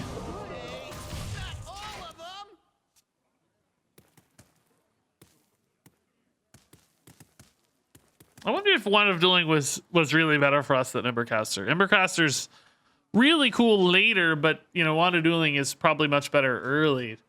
He this consistent turn 2 hero power sometimes. So if they manage to summon a minion, Flame Geyser answers it just fine. I don't know how they would do that easily. Flame like a Frostbolt ping sort of thing is definitely possible, but it seems like it'd be hard from a mana standpoint. So we'll just make a bunch of stuff. Guess I want to put the 3/5 in the middle for the sake of combustion, maybe? This will be cheap later, actually, so we can probably take it. Potion of Illusion with Jandis is pretty cool, though, too, if Jandis survives. Jandis is actually fairly unlikely to survive given hero power, but man, would it be a cool play. No, I think I take the card draw. It's just more reliable. More consistent. Okay. So we don't really mind too much if they clear the board here, as long as I'm able to react to any given mana worm. Well, I guess I care if they clear the board, but if they ping, I should say, I'm not too stressed. You have a discounted card from Primordial, so we don't know what that is or how much mana that's going to be worth or any of those variables. So we'll see. How are you even supposed to get Flame Waves if you aren't offered it with this deck? It's just random, right? Like, it just sometimes happens and sometimes doesn't. I don't know. We just have to try. Are people having trouble with Gul'dan? I'm having a bug on the puzzle boss. Oh, I don't know. I haven't done it yet. I'm going to do it off stream later. Yeah, I haven't even seen it or anything. I guess you're asking everybody else, so you probably weren't asking me, but chat, let them know if there's a problem. If you are also encountering a problem, let people know.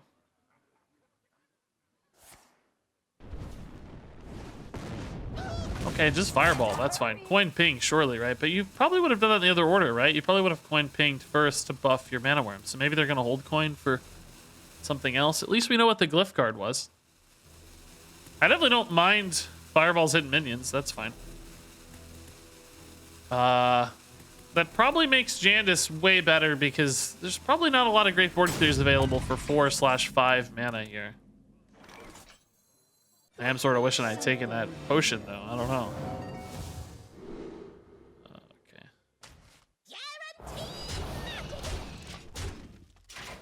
They sort of ended that turn as if they were AFK. Oh, hey, Ghost Pig. I didn't even see your sub. I thought that was the sub from Kara. Thanks, Ghost Pig. It's really nice. You fight me, you get burned. You normally do the card reveals on stream. No, not really. Ooh, they sniped nicely there. Normally just do them off stream. I mean, we talk about cards on stream, but not like the actual review that I do.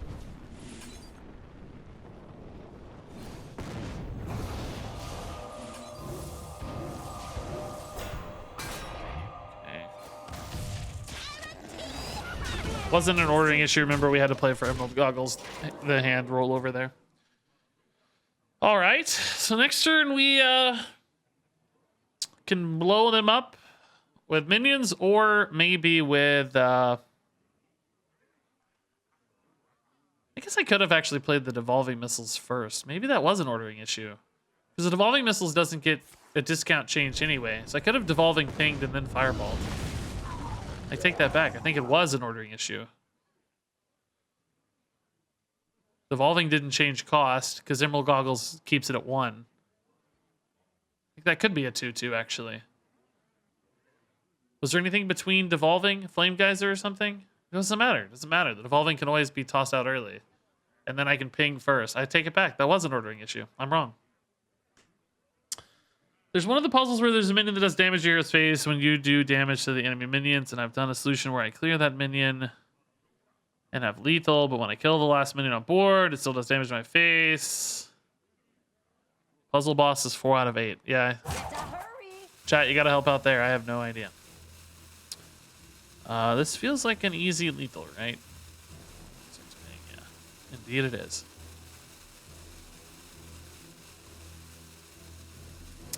My opponent's like roping me a lot here. I don't know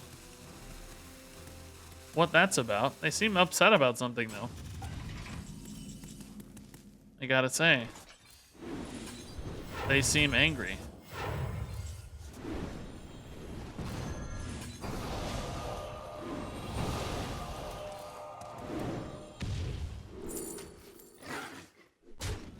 I don't know. Good win though. Actually got off to a pretty decent fast start thanks to Emerald Goggles. It's giving me the sort of early tempo we were otherwise lacking, I think. Now we're not beholden to flame spells necessarily. I mean, they're still pretty cool with Firekeeper's Idol, I guess, but definitely not beholden to them. Okay. Don't love Blade of the Burning Sun. We don't have that many minions. Scriber Patron. Sort of think we could do better. I kind of like Banana Split, right? It's potentially very cheap. Number one with Emerald Goggles, right? It can be like 2 mana or 3 mana, I guess. It's pretty good with like certain things like Spellburst minions because you summon the fresh Spellburst version. So like Embercaster, I could actually create 3 Ember Casters on. I could play like a 3 mana Ember Caster and then a Blade 3 does mana infinite Banana damage. Split, and get 3 Banana Splits in hand, and then also whatever other spell I could still copy 6 more times, which I think is pretty cool. Blade is infinite Buff on damage. I Blade mean, as that's a fair. relevant Death rattle is what is super good. I am pretty good.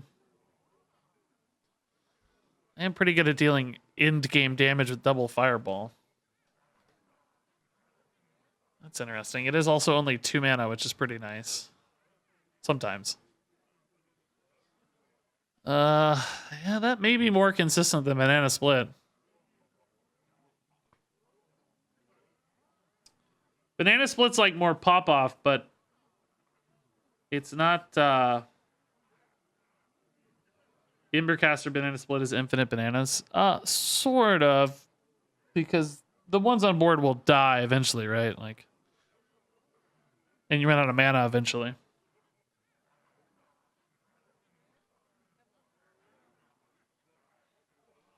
Turn 1 Patron is also intriguing, but that's so unlikely, right? You have to have it at exactly the right spot. I don't think we play for turn 1 Patron. I don't know. I'm actually kind of getting talked into Blade of the Burning Sun now for damage output. I like the ability to deal the damage. Sort of intrigued. The minion buff, I definitely don't care about, but the 4 damage over and over again. The problem is it is always going to be 4 mana to spend. I don't know if 4 damage for 4 mana is that good, because it moves to the right side of your hand, right? So unless I have exactly an empty hand, it's, well, 8 damage for 4 mana. That's not bad, though. It's also value. Man, this is actually tough. I'm really torn by Banana Split and Blade. But I'm worried, though, that Banana Split, like, I don't know. I'm thinking it could easily get stuck in hand. Like, I'm not going to have a good target for it sometimes, you know? Whereas Blade of the Burning Sun, I think it's something you can always play. And I think I'm talking myself into that. DeFreezone, dude. Thanks for the Prime sub, man, as I choose Blade of the Burning Sun. Yeah, I think the consistency's wooing me. Okay, some fire spells. We're not as beholden to fire spells, though, right? Firekeeper's Idol's okay, but it's not great. I just want good cards, I think, generally speaking. Which, weirdly enough, these might be the best cards, considering the Firekeeper's Idol. Because these are too cheap to benefit off Emerald Goggles. Like, they're pretty good cards, but they just don't play into this treasure very well. Certainly not this treasure very well. These are fine cards as well, sort of. Counter spells, it's okay. It's not great. Lake Thresher, I definitely don't need a Lake Thresher. I mean, Wretched Tutor's pretty good, I'd say. Grand Finale, I mean, how many elementals do I actually have? I have, like, Chinvala. Well, I have a bunch of flame elementals I can kind of cheese into a Grand Finale. That's probably okay. There'll be occasions where I can get, like, 2 or 3 8/8s here pretty easily. Yeah, I'll take this. I don't want to be too elemental driven, but the Flame Geysers are good because they summon a 1/2 immediately now.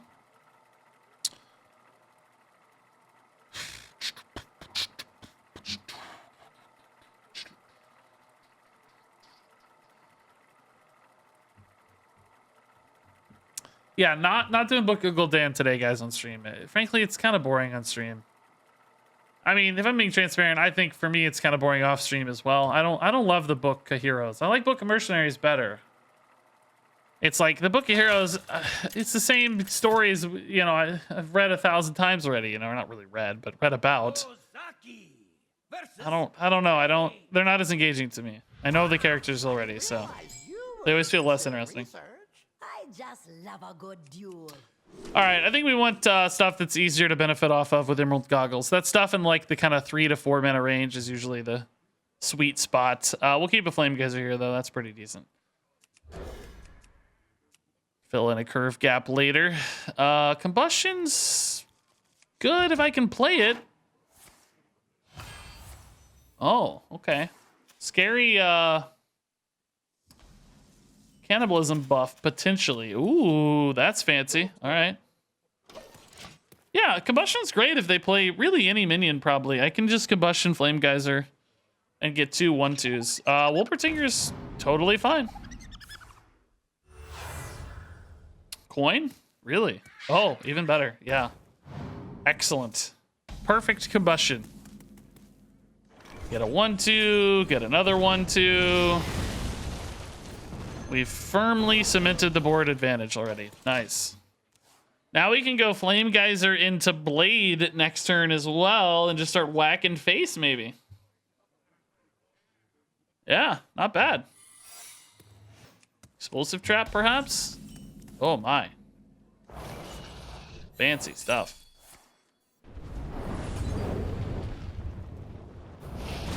Emerald Goggles, sort of OP. I am a little bit out of steam, though. I might have to save this Primordial Glyph for the Embercaster to make sure I can generate enough value here. I could also take whatever spells off of this, but I might just attack with Burning Blade next turn and then replay it so that I can fill my mana here. Top of me class. And then save that glyph. Because I'm not really netting a lot of discounts along the way right now for Emerald Goggles, right? Because the Flame LEs, like, I'm not passing those discounts over or anything, so. Just wait till 6 mana, maybe. It would be slightly better to play this at 3, but I gotta spend 2 mana first, so I'd need the right sort of spell to make that a viable option. Now I can just ping. Steam Searcher's a 9/4. Oh, I cannot just ping. That got buffed. I don't know. Now I'm thinking I just take any cheap, decent spell and I have enough to get there. I think with the Fireball and the weapon attacks, I don't need the value. I think I can just play for tempo now. Kind of changing my tune here, but that's okay. Potion of Illusion Embercaster. Okay. Welcome. It's not that cheap. I can take the Icicle and play it now. Just get 3 Icicles. I think that'll be okay. Top of me class.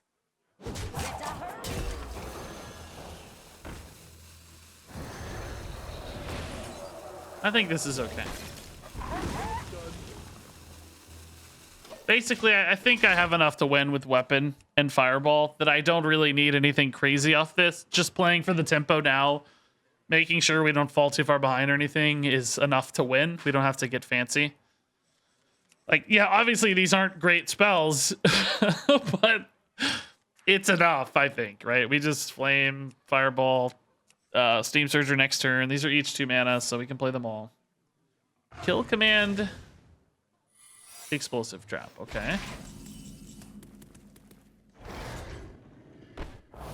Might have been a bait, so just be safe.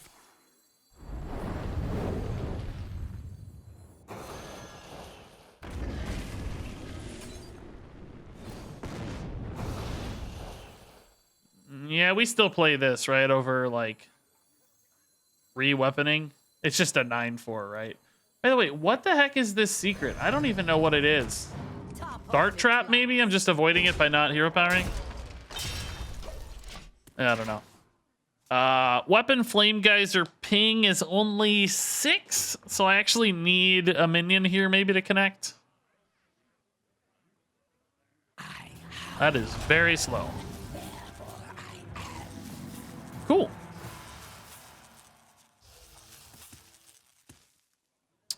Those are just too expensive, right? Oh, no, there's a playable one. Well, I don't know what would possibly beat me here. I don't think Bear Trap does. Explosive Trap certainly doesn't. Cool. Good win. Whoa, I missed 2 subs. Oh my god. Random Gamer with 20 months and Ravenous with 9 months. Amazing. Thank you guys. Big time, long time subs there. Oh, gross. I don't need these. Creepy Curio's okay. It's fine. Death Charger and Amalgamate, though, are awful. I mean, Amalgamate's kind of cool with our, like, 1/2s and stuff, but not good. Creepy Curio for, like, 1 mana is decent, though. Oh, my God. Fire spells everywhere suddenly. Also, Elementals. I don't really need to go Elemental, though. Do I like Talon? It draws me a Jandis always right now. That's pretty good, actually. I don't hate Firebrand either, and I like Fireball certainly just fine. This is a little bit too expensive, I think. Pyroblast is just too late game. I think we go here. Talon's really good. Firebrand's good. It's a like sweet spot for Emerald Goggles, right? And Fireballs are nice damage output, so sure. This run might end up being okay. Might be okay. Do do do do. Do do do do do do do. And if they really did remove Flame Waves, I'm gonna feel stupid. I have not seen it in a long time, so it's not the craziest thing I've ever heard. They just buffed it and then immediately removed it. What trolls? Do we keep Hilt because it's so cheap, or do we play for something that's faster? I think we keep it because we can still go. Well, we can't really go Wandmaker Hilt. I think I pass on the Hilt, and hopefully we don't hit like a 7-drop here, right? That clogs out the hand. I guess the good news is I sort of have tempo plays even if I do hit a 7-drop or something. 4-drop is fine, even if we whiff on the LE. We'll just probably coin this. Just to get it rolling as an early game 5/4. Double Battlecry Paladin and Crystal Gem Paladin. Interesting. What does he have for Battlecries, I wonder? That is a wicked fast start, my man. Guess we see if this is Oh My Yogg or not.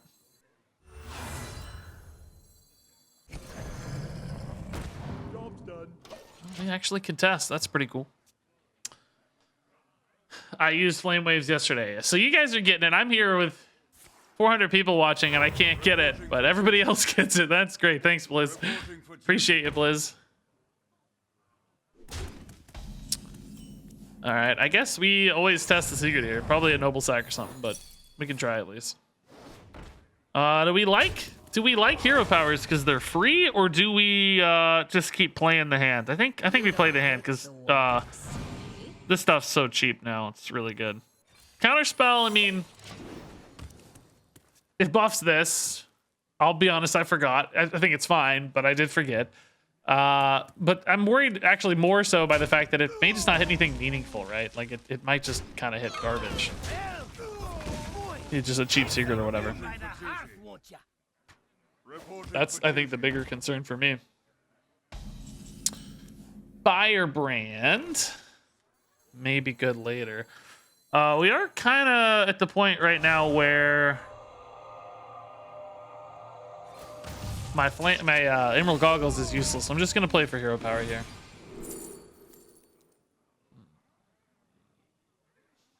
Very worried about running out of steam right now. So Deck of Lunacy in some ways like increases the quality of my, not necessarily the quality, but it increases the. Do I save this?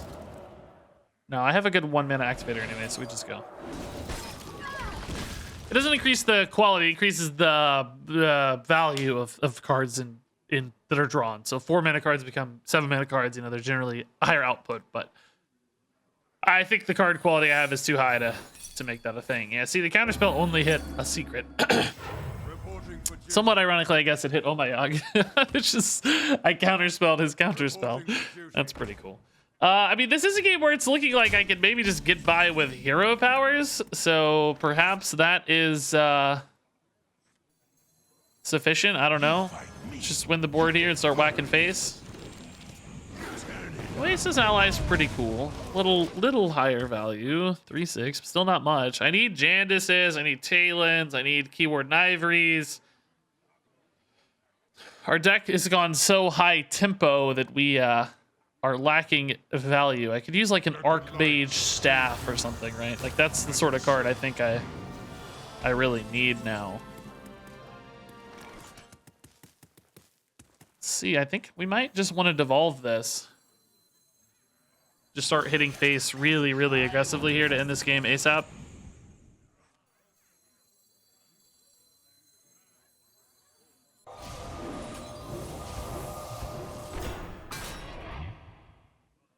Oh, I don't think that matters, right? Who cares? That doesn't matter.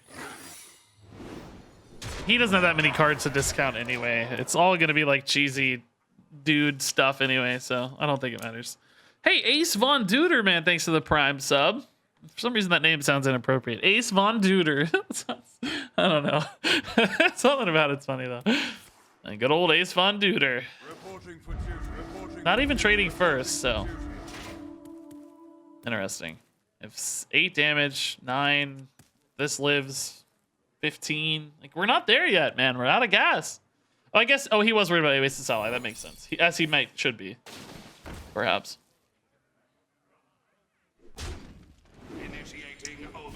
Didn't go for the Mana Worm clear. I wonder if that indicates something else is going to clear it.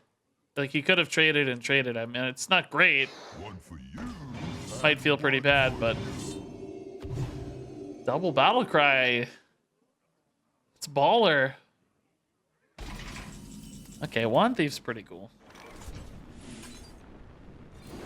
I'm still shipping stuff face, right? Because I think we're going to start losing soon, so I don't have all day. They're definitely going to trade, so I feel like Oasis Ally is pretty good.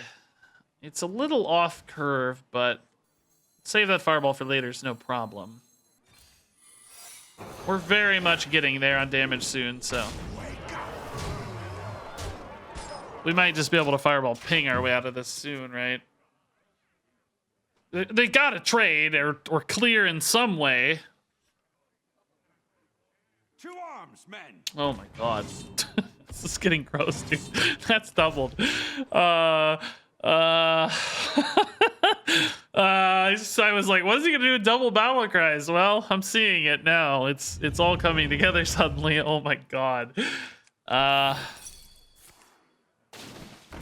There's just no way they can clear enough minions, right? I can't believe there's a way to clear enough. Although I only have 10 that I'm seeing.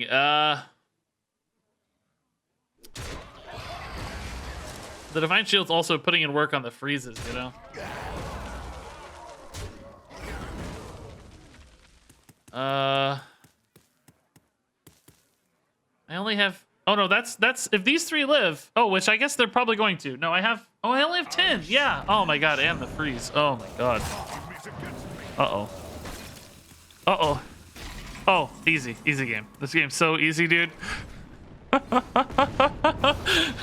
might have been in trouble, honestly. I didn't do the math. 29 and 4... 33, 34, 35 damage available, and I'm at 37. I mean, depending if they could like trade maybe and buff again, I might have been dead. Oh my god. That got really harrowing. That was too much.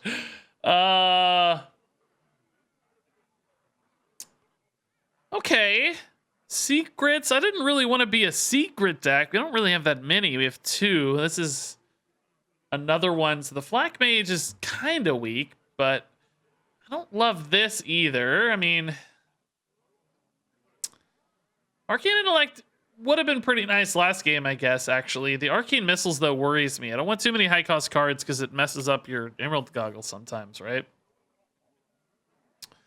I don't want a 5-mana Arcane Missiles freezing my Emerald Goggles out. Then again, this is sort of the same story. So maybe it is this just because the cost is there, but again, it's not enough value, maybe. I ran out of cards last game. Ugh. Is Intellect worth it? Deck of Lunacy. No, my cards are really good. I like fire spells a lot. I like damage a lot. I gotta take this. I think I need the draw. This is sort of draw, but not really. It just cycles. It just replaces itself. So I think I gotta take this. I'm really worried about that 7-mana spell, though. I'm worried Arcane Missiles is gonna screw me. I guess we'll see. Also stuck on Gul'dan puzzle 4 out of 8 in Book of Heroes. Anyone have a solution? Man, is that like on Reddit or anything? Are people talking about it? I haven't seen it, so. Oh, there's somebody at Reddit saying, what is not working on Gul'dan's 5th puzzle?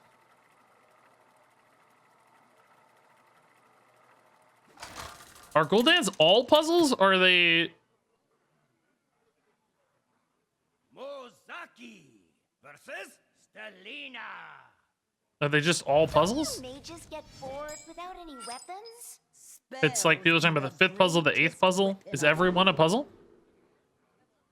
2 out of 8 are puzzles. Oh, okay. How hard are the puzzles? Are they like hard or just puzzles? Not too hard. This is a ton of damage. It's not high tempo though at all. I might keep it though, because if I get rid of this, I risk breaking this chain. Like, I can't afford to have an 8 mana card in this slot. So I might just have to Fireball on 2. It does summon a 1/2, so it's not like it's giving up a ton of tempo or anything. Just feels like you don't really want to Fireball face on 2, you know? If I had coin, I'd be much happier with this. Band of Bees and Rush. Thankfully, I'm not too minion-driven in this deck. Well, I got a lot of little 1/2s, I guess, but... Band of Bees also not that good with their hero power anymore. You have to play the minion. So, a little bit less utility than it used to have, I guess. And we are really going to have to damage this game, though. I will tell you what. Woo! Good God. 1 mana Chinvala is cool, too. But between Blade and Fireball, we're going to be whacking real hard here. Whacking. Top of me class. Okay. Probably tempo Chinvala, right? Just to play it. Oh, maybe we go weapon again next turn, I guess. There is a world where I can get the Chinvala done. It's not this current world, though, because Flamestrike's going to get a bit stuck. Would love to be able to play a good Flamestrike on 5. That'd be nice. Maybe Tempo Vala is not bad.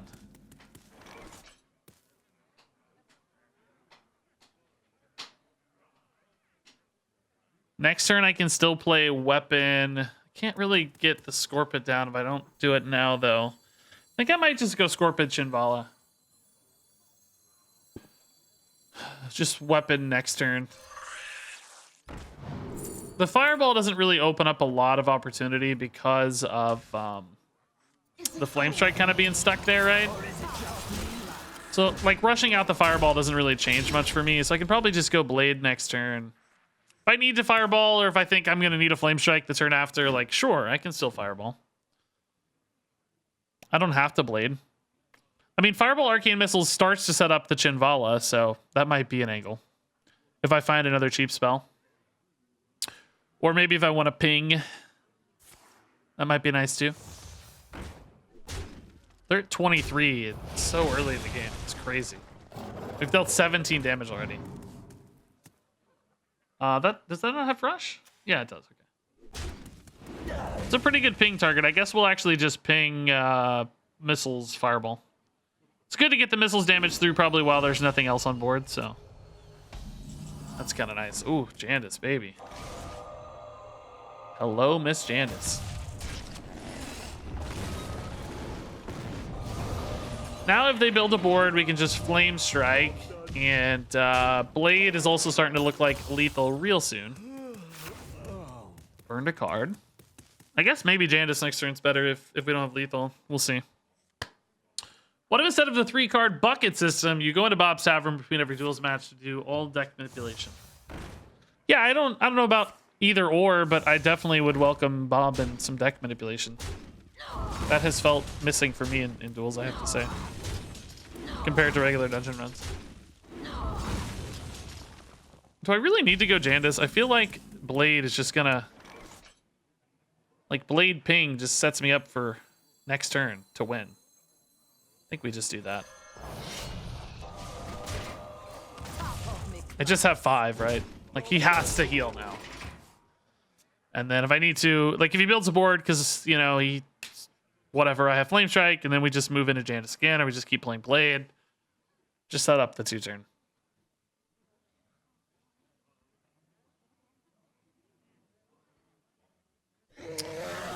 That's not enough. Oh, that's enough. Flame Strike is a little short here. Can Wand Thief get me out of this mess?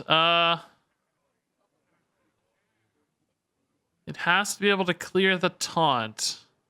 I think we just put him to 1, right? Like, who cares? This is silly.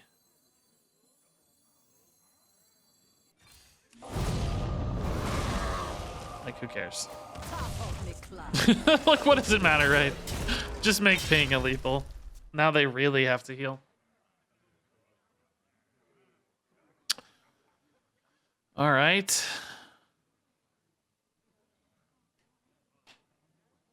That guy's tilted. He might be, yeah. It's a tough opener, you gotta say. Blade has worked out really well, by the way. It was a good call. Whoever at all was recommending it, a few of you. It's so much damage, and with the fireballs and stuff in the stack that we've accrued, it's just perfect. Emerald Goggles helps it too, honestly, 'cause everything is... It's not like a big commitment to play it all of a sudden, right? Because Emerald Goggles essentially opens up so much. If it's only 2 mana, it's so cheap to keep it rolling. I mean, the second and the third ones and stuff, of course, cost more, but not so problematic. Okay. Ooh, I think I like Looming Presence. We've still been a little light on cards sometimes, and this is a nice card draw. Help me find damage late in the game. Help me buy a turn or two. I don't actually hate these, but I think we're probably better off just with nothing. These are kind of cool too, but I think we're good. Deck's really nice right now. Just like YouTube video. Oh my god, Priest is broken. We'll see. It's pretty scary. It's one of those cards where you hope, you know, like, oh, of course they wouldn't print this if it were too good. But also, it's one of those cards where it's like, they achieved this, like, you know, numerical clarity through the curve thing that doesn't really seem to have a lot of levers to pull as far as adjusting it. So it's like, well, wait, if they, you know, maybe they didn't have a way to balance this that well. I mean, clearly, like, the rewards and stuff, you can tweak some values, but there aren't that many places to tweak the balance. So I don't know. I'm worried. I can play a 1-drop with Babbling Book, so Combustion on 2 would be fine. It basically gives me more time to clear something if they don't play anything on 1. Yeah, this should be okay. I like Looming Presence fine. Just cycle. Life gain might matter here against bombs. We're probably going to try to win before that's relevant, but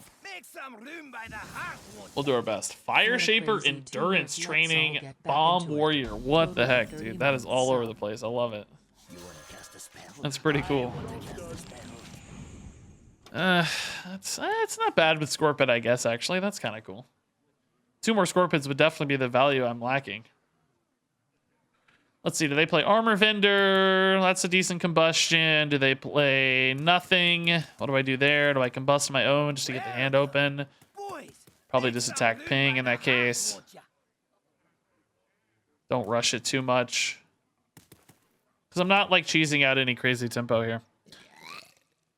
Okay, Tar Creeper is a nutty turn 1, but thankfully Combustion's pretty good against it here. It's not perfect, but it's solid. So fun. Okay, getting some value together. This isn't bad. Kind of need this 1/2 to die so that I can get a good duplicate on a Venomous Scorpid. I really don't want to duplicate a Flame Elemental. That would be bad. Needless to say. I guess I could also duplicate a Wand Maker. I'm probably going to end up playing that as well. Play something I can trade into, bro. Yeah, sorta. Not exactly. I mean, I still go, right? I don't think I wait. I mean, I may not play the duplicate. Let's see. Combustion again? Nah, we'll take the barrier. Armor might matter later.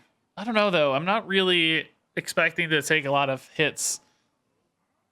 Welcome, boys. You know, like, how often am I actually going to get attacked face by a minion? I'm mostly going to be on the forefront pushing, I hope. I'm going to take Combustion because it's a fire spell. It's as simple as that. All right, we're going to take the risk here. 2 of these 3 minions are good. I don't know why you'd prioritize killing the Flame Elemental. So, unless you know that this is a mirror entity, unless you're watching the stream and you know that I played a mirror entity, like maybe you'd, I don't know, maybe then. But otherwise, I think you'd probably always kill the Venomous Scorpion because it's the highest threat on board, right? But this is a mirror entity. Slapped Boy and Gussel, dude, thanks to the subs. And Claris with 30 months, dude. Absolutely nuts. 2.5 years. That's bonkers, man. Gussel with 3 months. And Slap Boy with a fresh prime sub. Start of game happens after Mulligan. No, it actually... You might think so, but it doesn't. It animates after the Mulligan, but it actually happens before the Mulligan. So it won't work with Benedictus.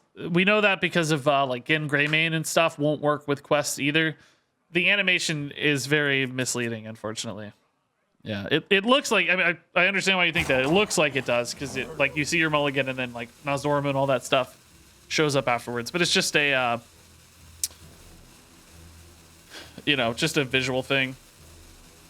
So I don't believe unless they change it or something happens, Benedictus probably will not work with the Priest quest. They will probably be distinct decks, which in some ways is kind of unfortunate because they'll kind of challenge each other almost, you know. So maybe that's kind of sad, but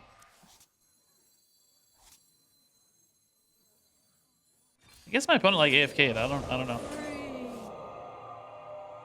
Not sure. The wand picks you. Maybe hitting the armor is still better than whatever I did. Not sure. I gave myself some real bad duplicates now, by the way. Our duplicate pool just turned into hot garbage. I get some weeping ghosts.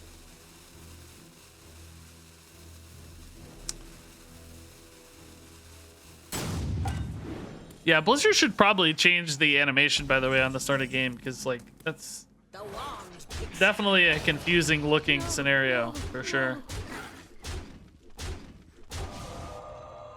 Oh, I just missed damage because I'm an idiot. Oh my god. I just zoned out because this guy seems to be AFK and started playing like an idiot. Whoopsie.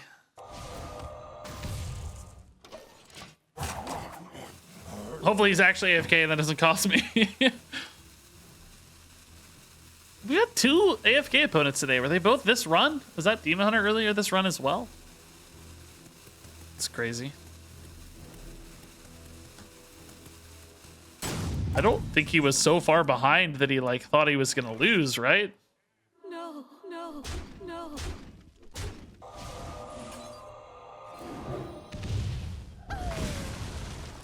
I was gonna play Janus, guys. I'm gonna be straight with you. I was totally gonna play Janus. I don't have mana for that. Happy to take the buffs though and make the duplicate pool slightly better in case he comes back.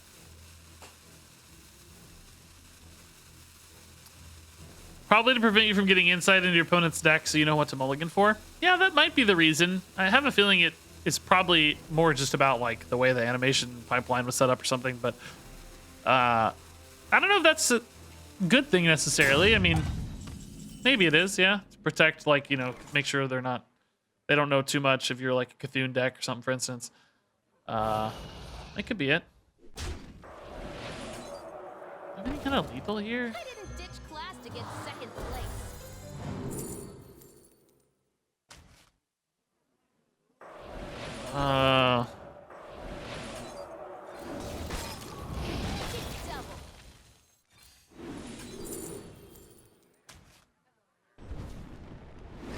Guess not. Man, thought I could get enough spells, but I'm not even close.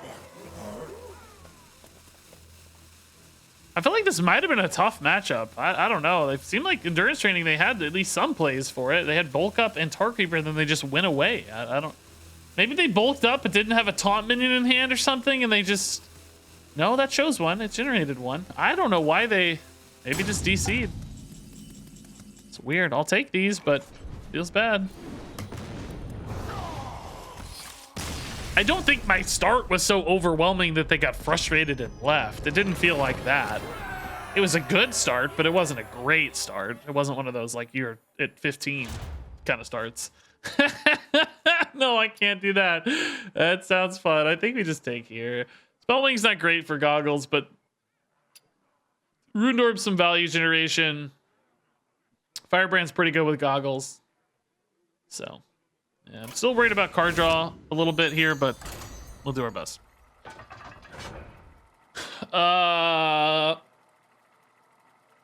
This is why we charge our phones before playing. Yeah, it could be that. Yep. Internet, phone, mom calls you for dinner. All those things are always possibilities. Oh, we got a card reveal coming soon, right?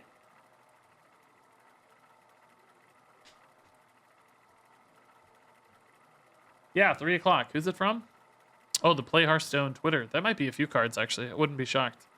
Usually they post one of those like screen grabs with like 2 or 3 cards.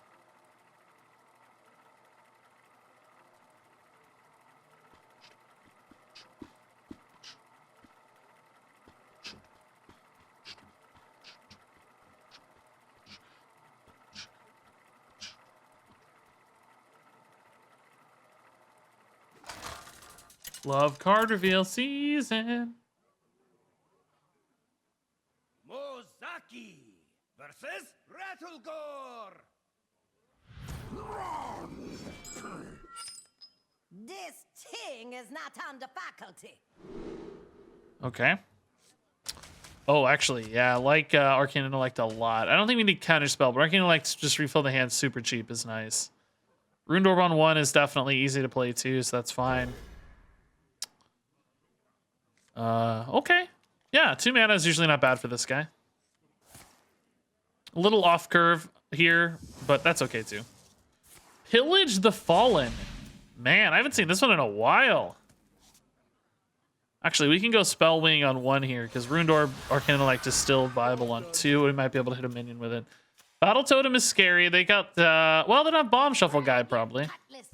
Oh my god. They are a weapon warrior. I've never seen this before. This is wicked cool. I like this a lot. They're getting a cheap weapon. It's 2 mana less. When they get rid of it, Pillage the Fallen's going to activate. That's super cool, man. Really cool. Yeah, we'll take Portal. I need meat. I need meat. You want to cast a spell? I want to cast a spell. Yeah, normally that's pretty weak, but maybe against a weapon warrior it's slightly better. So next turn we got Intellect Apprentice. Hopefully the hero power does something of relevance. I don't know. Never does. I don't feel like our hero power has been useful at all this run, hardly. Is Play Hearthstone revealing all the quest lines? Oh, I don't know. I didn't look. We had a pretty good clue which ones were the quest lines based on a few things, but I didn't check.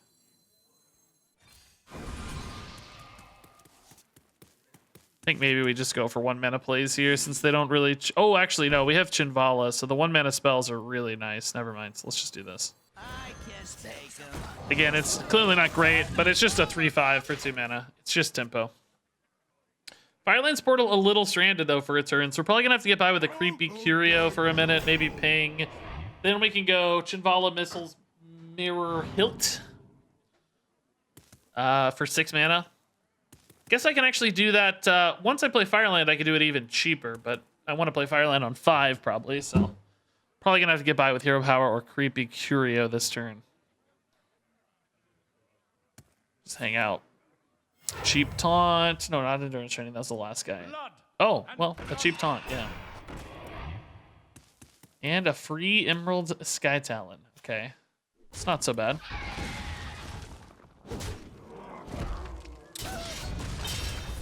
Just getting Fiery War Axes forever. Okay. It's kind of like my weapon, but in a way much better. I'm sort of sad. Yeah, man, this is definitely a downturn. Boys, make some room by by the hearth, won't you? Next, we're gonna have a pretty good 2 turns got any to follow, ideas but on this what is the other definitely a quests might downturn. We're be? falling behind here for sure. This could be much better. Top hat, huh? I need devolving missiles for this Chinvala now. Probably still Firelands Portal this, right? Even with a top hat. Well, Am I better off hitting something instead? room by the hearth. Something else instead? Like a 1-2? Doesn't feel like it to me. Because if I hit this, it's like only 1-2. Like, this is still a 3-3, even after the top hat falls off, right? Like, I'm still clearing 3-3 in stats, so... Sure, I leave something annoying behind, but... Oh, what a terrible minion. Okay, is this Chinvala turn going to be enough to catch up? Oh, I can't play the cheap Chinvala. I don't know why I said that. That's silly. Of course, it has to be played first. It doesn't, well, does it? God, I can't remember. Oh, man, this is something we used to talk about all the time. You have to play Chinvala first, right? You can't play 2 spells and then Chinvala, right? You have to play Chinvala first, don't you? That's how I remember it, but now I'm blanking. Because the wording, I remember people being confused about this initially, because the wording kind of sort of suggests you can, like, it's in a turn, right? So does he have memory or not, basically? Surprised they don't use this one to bounce over. Oh my god, do I ever just like Firebrand better than Chinvala? Because it just clears so effectively. I don't think so, because the Arcane Missiles is still potentially quite good here, and the Mirror Image is quite good as well. I guess, frankly, even the Hilt is pretty good, too.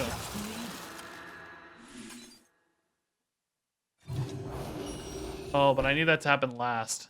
Because of the top hat, right? Okay, we just need this to snipe. I need that to die last because of the top hat.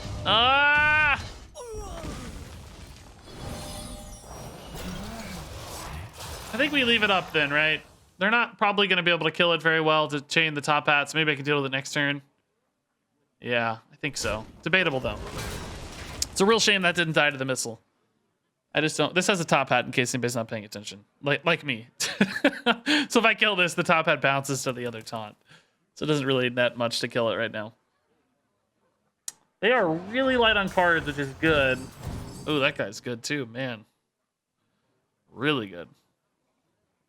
I'm light on cards as well, though, so it's gonna be a bit of a top deck war, maybe. I don't. Now the hat's gonna hit this almost always. I don't know how to kill that first. It's like impossible. Plus, that might just snipe something really effectively. Ooh, that opens up this attack too. Hit, hit, hit, or hit, whatever. The Ironclad's gonna have like a 1 1/3 chance to hit a Chinvala. I don't know. I don't currently have Chinvala plays anyway, but maybe. Don't hit Chinvala, please. All right. Yeah, this top hat's gonna go off still. It might have been a mistake to try to play around that. You fight me, you get burned. Let's just see. Turn it up.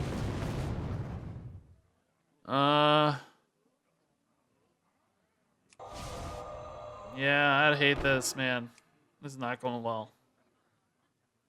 Where does the top hat go? Those pings sucked. I don't know what I was even looking for, to be honest, but it feels like they sucked anyway.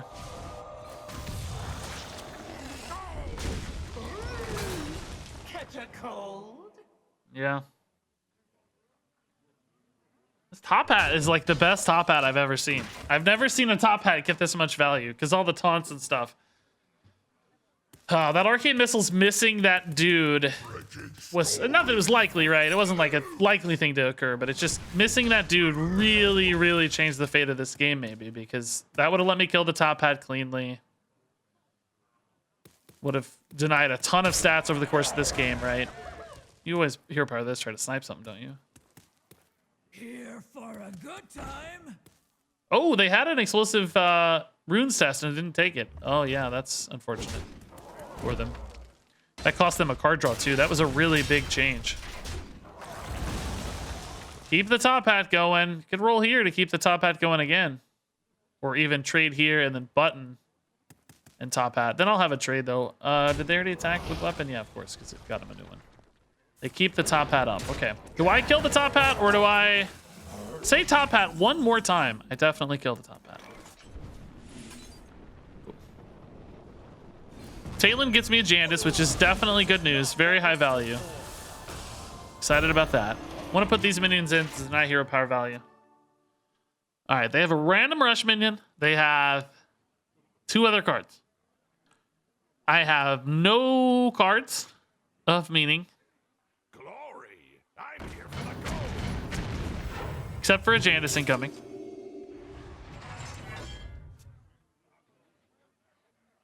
They still have a random rush minion and some other unknown card. Okay. Probably ping this guy. Trade ping, Jandis. Scorpion's great. I guess we Jandis first in case that changes our life at all. What makes something real? Oh, Egwin's awesome. Okay. I guess the question is, do I want Egwin to die or to live, right? There's some debate about which to choose here. You kind of want Egwin to die because you want to hit the next minion, but I also may take a while to hit another minion, so I could just keep the spell damage alive more readily. Looks like everything's going to die anyway. That's a great draw. So maybe it didn't matter, but I still need like Blade or some kind of card draw to get out of this mess. Scorpion could help me do that. I think going 2 for 1's pretty good. Might be able to farm some pings here to some extent, though. Guess he's leaving these at 2, so that's pretty smart. Whoa! Sue Leadfoot. Oh my goodness. There's an Egwin effect. Okay. Add these summon a minion against Divine Shield and Rush. I definitely don't want things getting Divine Shield, so I guess I kind of have to Fireball that. I hate to in a lot of ways because Fireball sucks.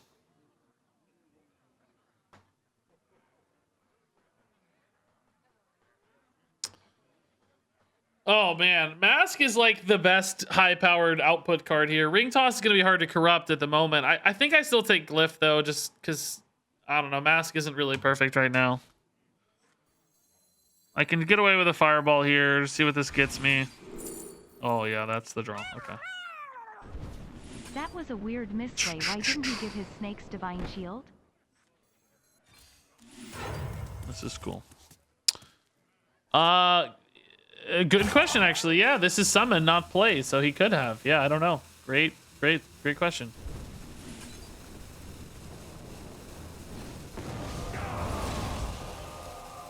Some risk that I won't get a spell that's reasonable enough to play, but okay. This is risky, right? Like there was a pretty good devolving missiles there that could be great against answering a threat, but this is value generation. Maybe on book, maybe on Scorpid, I don't know. Maybe something we don't even know yet, but I need value generation. I'm running out of time here. So ping, Firebrand, duplicate. Wouldn't love it on a Mana Worm. Oh, that's gonna kill off your own dudes. Does he even have good Frenzy? Huh, is that worth? Maybe, to draw a card? I don't know. Those are pretty good cards. Oh, it's drawing 2 cards because of the Battle Cry. Yeah, it's worth. That's worth for sure.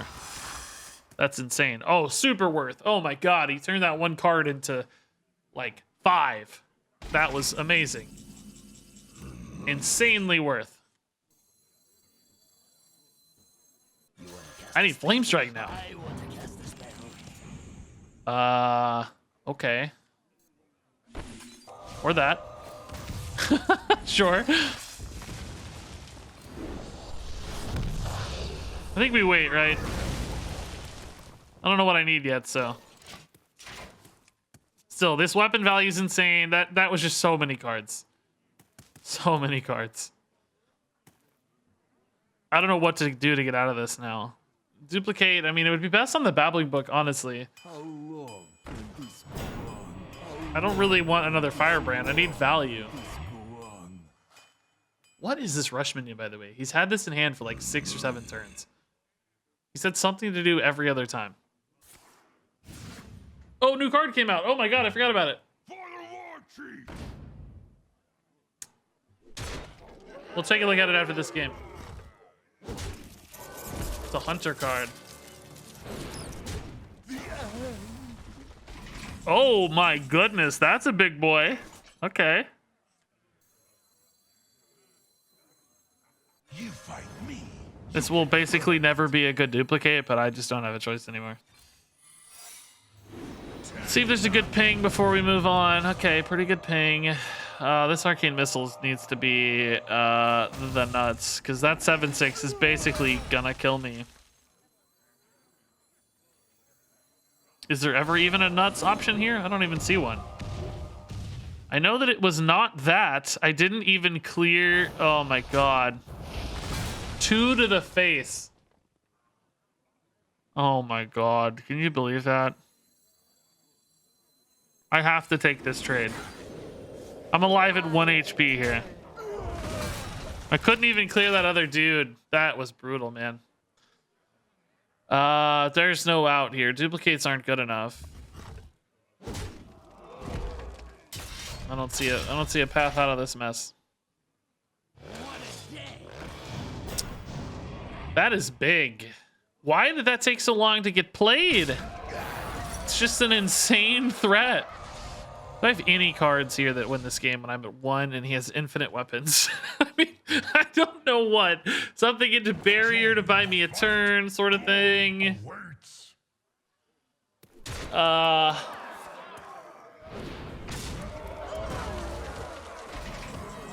Counterspell is not it. You fight, you get burned. That is GG. Turn it up. He doesn't know, I guess, that that's not it, but it's not it. Again, just miserable trades, too. Get away! Get away! GG. Good try, man. It was a close game. 2 new cards? Yeah, we'll take a look here in a sec. Pretty good timing. I'm going to probably go after this, too, since this run ended a good time. He knew he wins there unless it's ice block, I think. His first card seems pretty sick. Do-do-do-do. All right, new cards. Are they on the card library yet? Oh, hold up. Let's check our pack first. Oh, sick! What is that, dude? Oh my god! I just saw the other card. It's so sick. Oh my god. That's cool. Hold up. I am really excited now. Let's open these packs. Anybody watching this later on video is like, what is he doing? What are these new cards he's talking about? We saw those a week ago, Regis. All right. Done. 2 6-win runs. Pretty crazy. All right. Man, look at these 2 new cards. Oh, my God. So cool. I'm in the way. Rats of Extraordinary Size is a 6-mana spell. Summon 7 1/1 rats. Any that can't fit on the battlefield, go to your hand with +4/+4. So you assume they're going to be cheap rats. They're probably going to be 1/1s that are 5 mana. Excuse me, 1 mana 5/5s. If they go to hand, so you might get a couple like 1 mana 5/5s in hand. You know, maybe 2, 3 1 mana 5/5s in hand. Particularly if I guess if you have a bunch of hyenas on board when you do this, like you could maybe get 4 or 5 1 mana 5/5s in hand, which is kind of cool. Big reload potential. And then you got the Rat King, which is so sick. 5 mana 5/5 beast with rush. So, you know, can interact on board a little. And then Death Rattle, go dormant, revive after 5 friendly minions die. So basically in a kind of rushy hyena sort of build, you trade in a bunch of little guys, you get this big guy back, and he just becomes this never-ending threat on board that can also take immediate trades. That's pretty cool. These are both really fun designs. I like these designs a lot. I don't know if they're good. I got to think about them more, but I like the designs a lot. I would say the problem with this is, right, on an empty board, this isn't very exciting. We've seen a lot of cards that are in this range that summon stuff that has rush. Garrison. this is a little bit of a sitting duck sort of play. Even with a Rat King already, you know, it still takes a little time to get going, which is sometimes a risk. So this seems iffy. If you get like 1 mana 5/5s in hand, they're definitely threatening. But again, they're just sort of, you know, it's post turn 6. You're on turn 7. You're playing a few 1 mana 5/5s. It's not bad. It's not bad, but it's not. You know, Hunter goes, right? Hunter's going face. You're dead normally on turn 7 against Hunter. They're playing like big 9/7 trampling rhinos and stuff. I don't know that, you know, a few 1 mana 5/5s are gonna do the trick. Maybe if you play more of a kind of mid-range. Dire Frenzy on Rat King. Yeah, that's fun. Just get a bunch of Rat Kings on board, all helping to summon each other and stuff. And just a big old Rat King too. The thing about him is too, though, even him, right? Like, he's obviously sticky-ish, but you have to put a lot of work into him. And when he comes up, he doesn't have charge or anything, so he's just taking a trade. Your opponent clears it. It's this much like grindier, slower vision for Hunter. You know? It's not quick Hunter. It's Unguro quest support? I'm forgetting the Unguro quest requirement. Isn't it more Uldum quest support? I'm forgetting. I'm admitting that I'm forgetting what you have to do with Unguro. I know you get the raptors and stuff, but what's the requirement? I can't remember.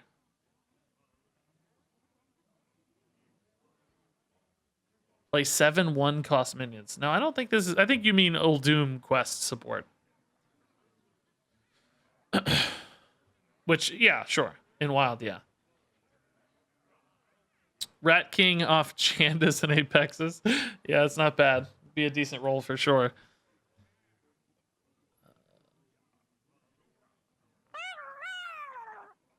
On Goro Quest, play 1 drops bunch of rats into hand if you're with rats, not the king.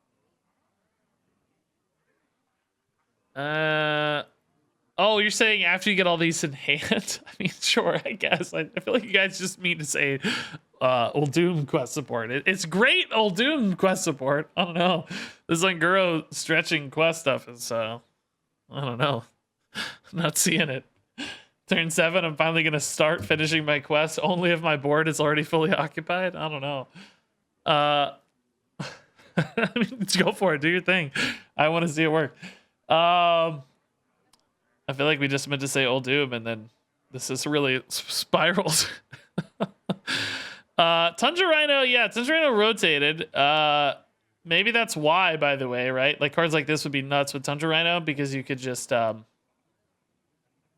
get a bunch of 1 mana 5/5s play alongside your Tundra Rhino.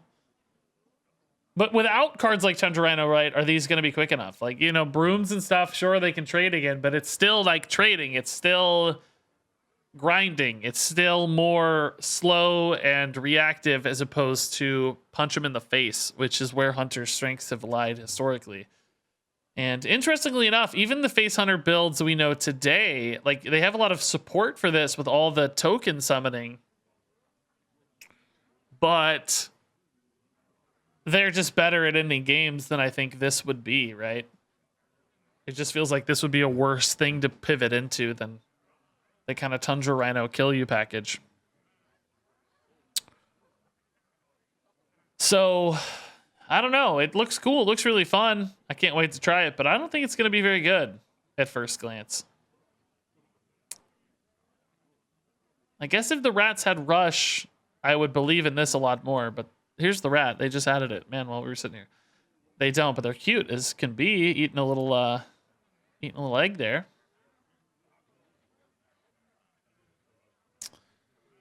Yeah, if the rats had even taunt, sure, that wouldn't feel super huntery, but it would definitely help. Got a feeling it's gonna be slow for Hunter. I would almost like to see this in like Demon Hunter. Like, could Demon Hunter pivot with this better, you know? Like, does Demon Hunter have the late game support for this, maybe? Let's finally take their token stuff into like a defensive route. What's Kodo Hunter? Kodo Mount. It's another card.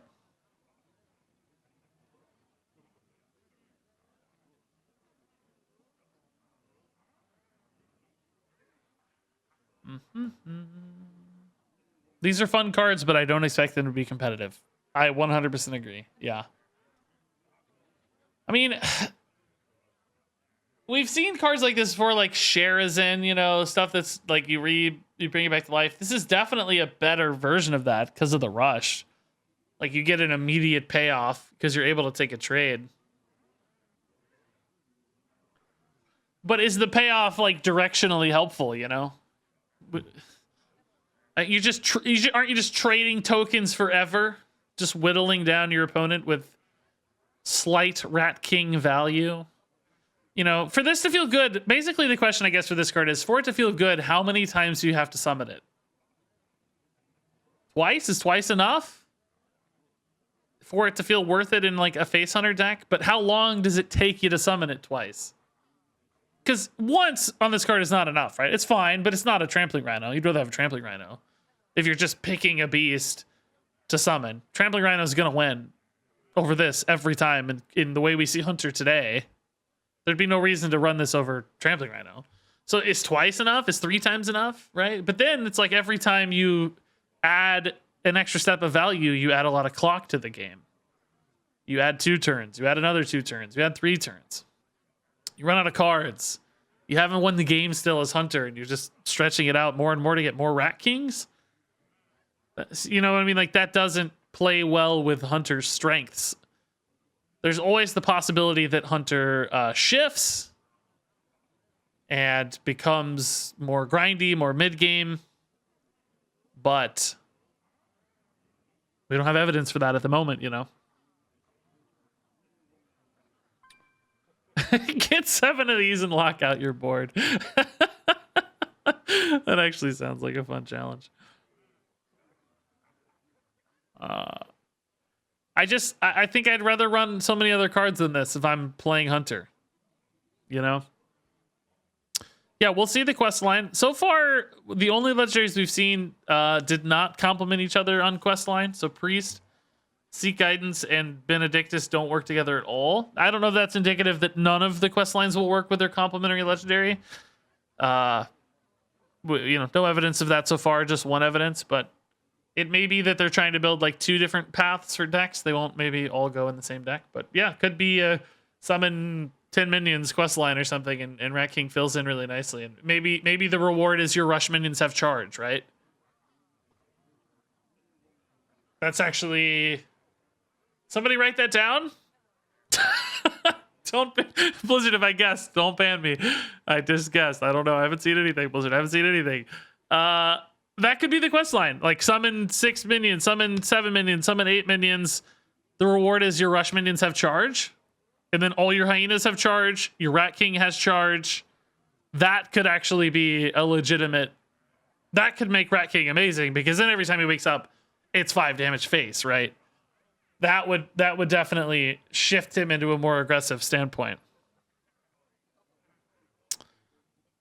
That could be it. Maybe it'll be rush into charge for Hunter. It kind of fits Hunter's theme too. So yeah, maybe that would be a route for Rat King. As it currently stands, as we understand Hunter today, as we understand the class strengths today, I think this just falls to the wayside for more aggressive stuff. This is too value driven, too grindy driven, too late game driven, because you need repetitive instances of this to make it really, really good. Same probably true for this as well. It's happening pretty late in a game. So would not fit into current Hunter molds. Some potential ways to make it cool though. And definitely very fun. I like this a lot from a fun standpoint. Seems really enjoyable. Could be Death Rattles. Death Rattle activates when you summon it. That wouldn't really support this. It would just go dormant. If this Death Rattle activated when you played it, it would just go dormant. That wouldn't be good.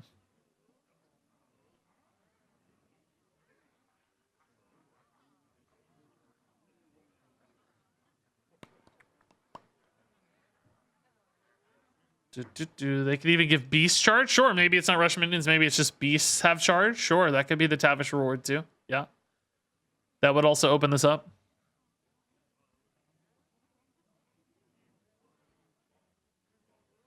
It's pretty cool. I like this. I would love to see Hunter more in this vein, right? Like, I love the idea of like an overwhelming army of like rats and tokens and stuff. The Hunter mastering the beasts and just sitting in endless siege of rats and hyenas and junk beasts at the opponent's face, just, you know, building board after board after board, an army of rats. That would be really cool. But right now, Hunter just goes fast, goes face. Seek guidance is flavor text. Cyrilla was looking for spiritual guidance, but found deck building tips instead. You know where she found them? On RegisKillbin's YouTube channel. Okay, pretty cool. I love the art and feel of these, by the way. Like rats, giant rats overtaking the city is pretty fun. And the name is fantastic. Rats of extraordinary size. And this is the Rat King from Battlegrounds, by the way. I'm 99% certain, right? Not only is his name the same, but his hat is the same as well, I think. Was he also in a dungeon run or something? Dalaran Heist, maybe? So maybe I should say the Rat King from Dalaran Heist. Yeah, it is the same dude, by the way.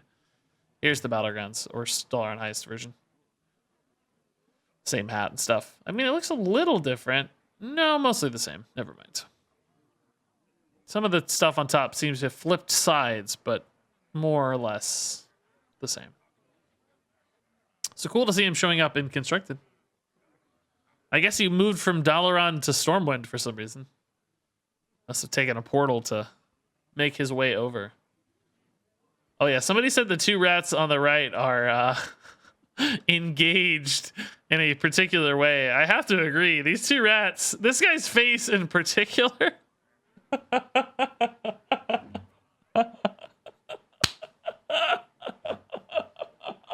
This rat's face, dude. Oh my god, what is he doing to that other rat?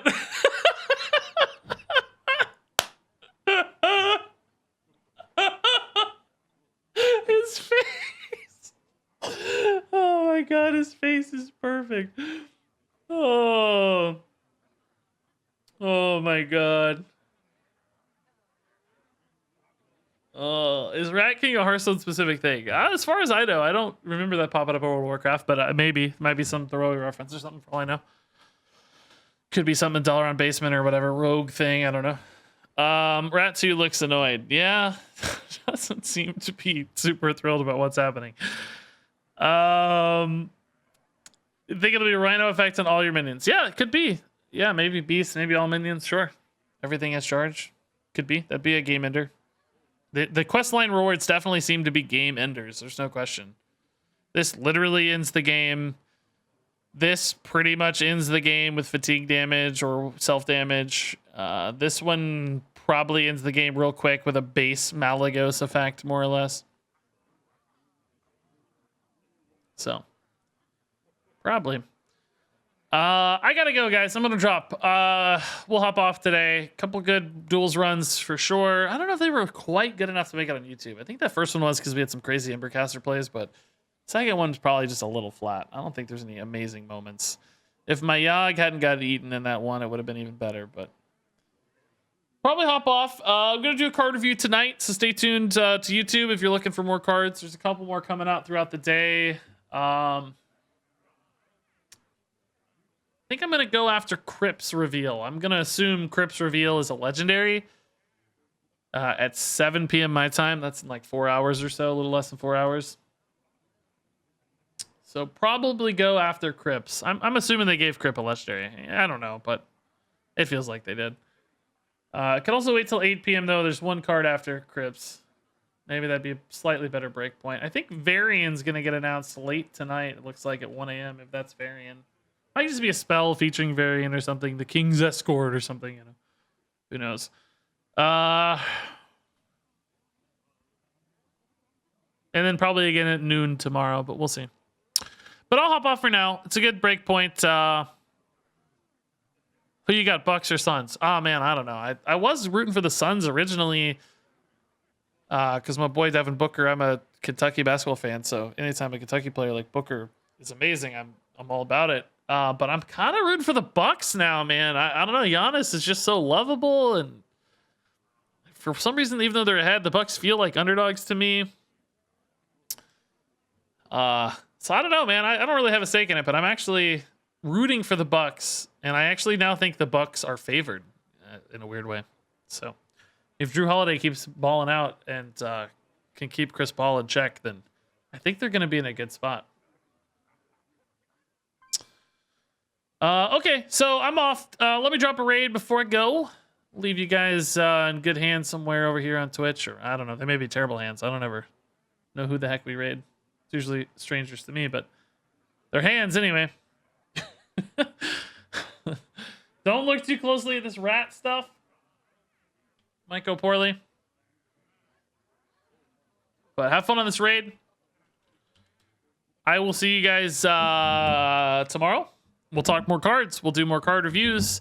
We'll probably play Constructed tomorrow. I don't know. I got to figure out what I want to do. We'll do something, though. All right. Thanks for hanging out today. Love you all a ton. See you soon. Thanks for watching. Good luck with the card reveals. And until next time, game on.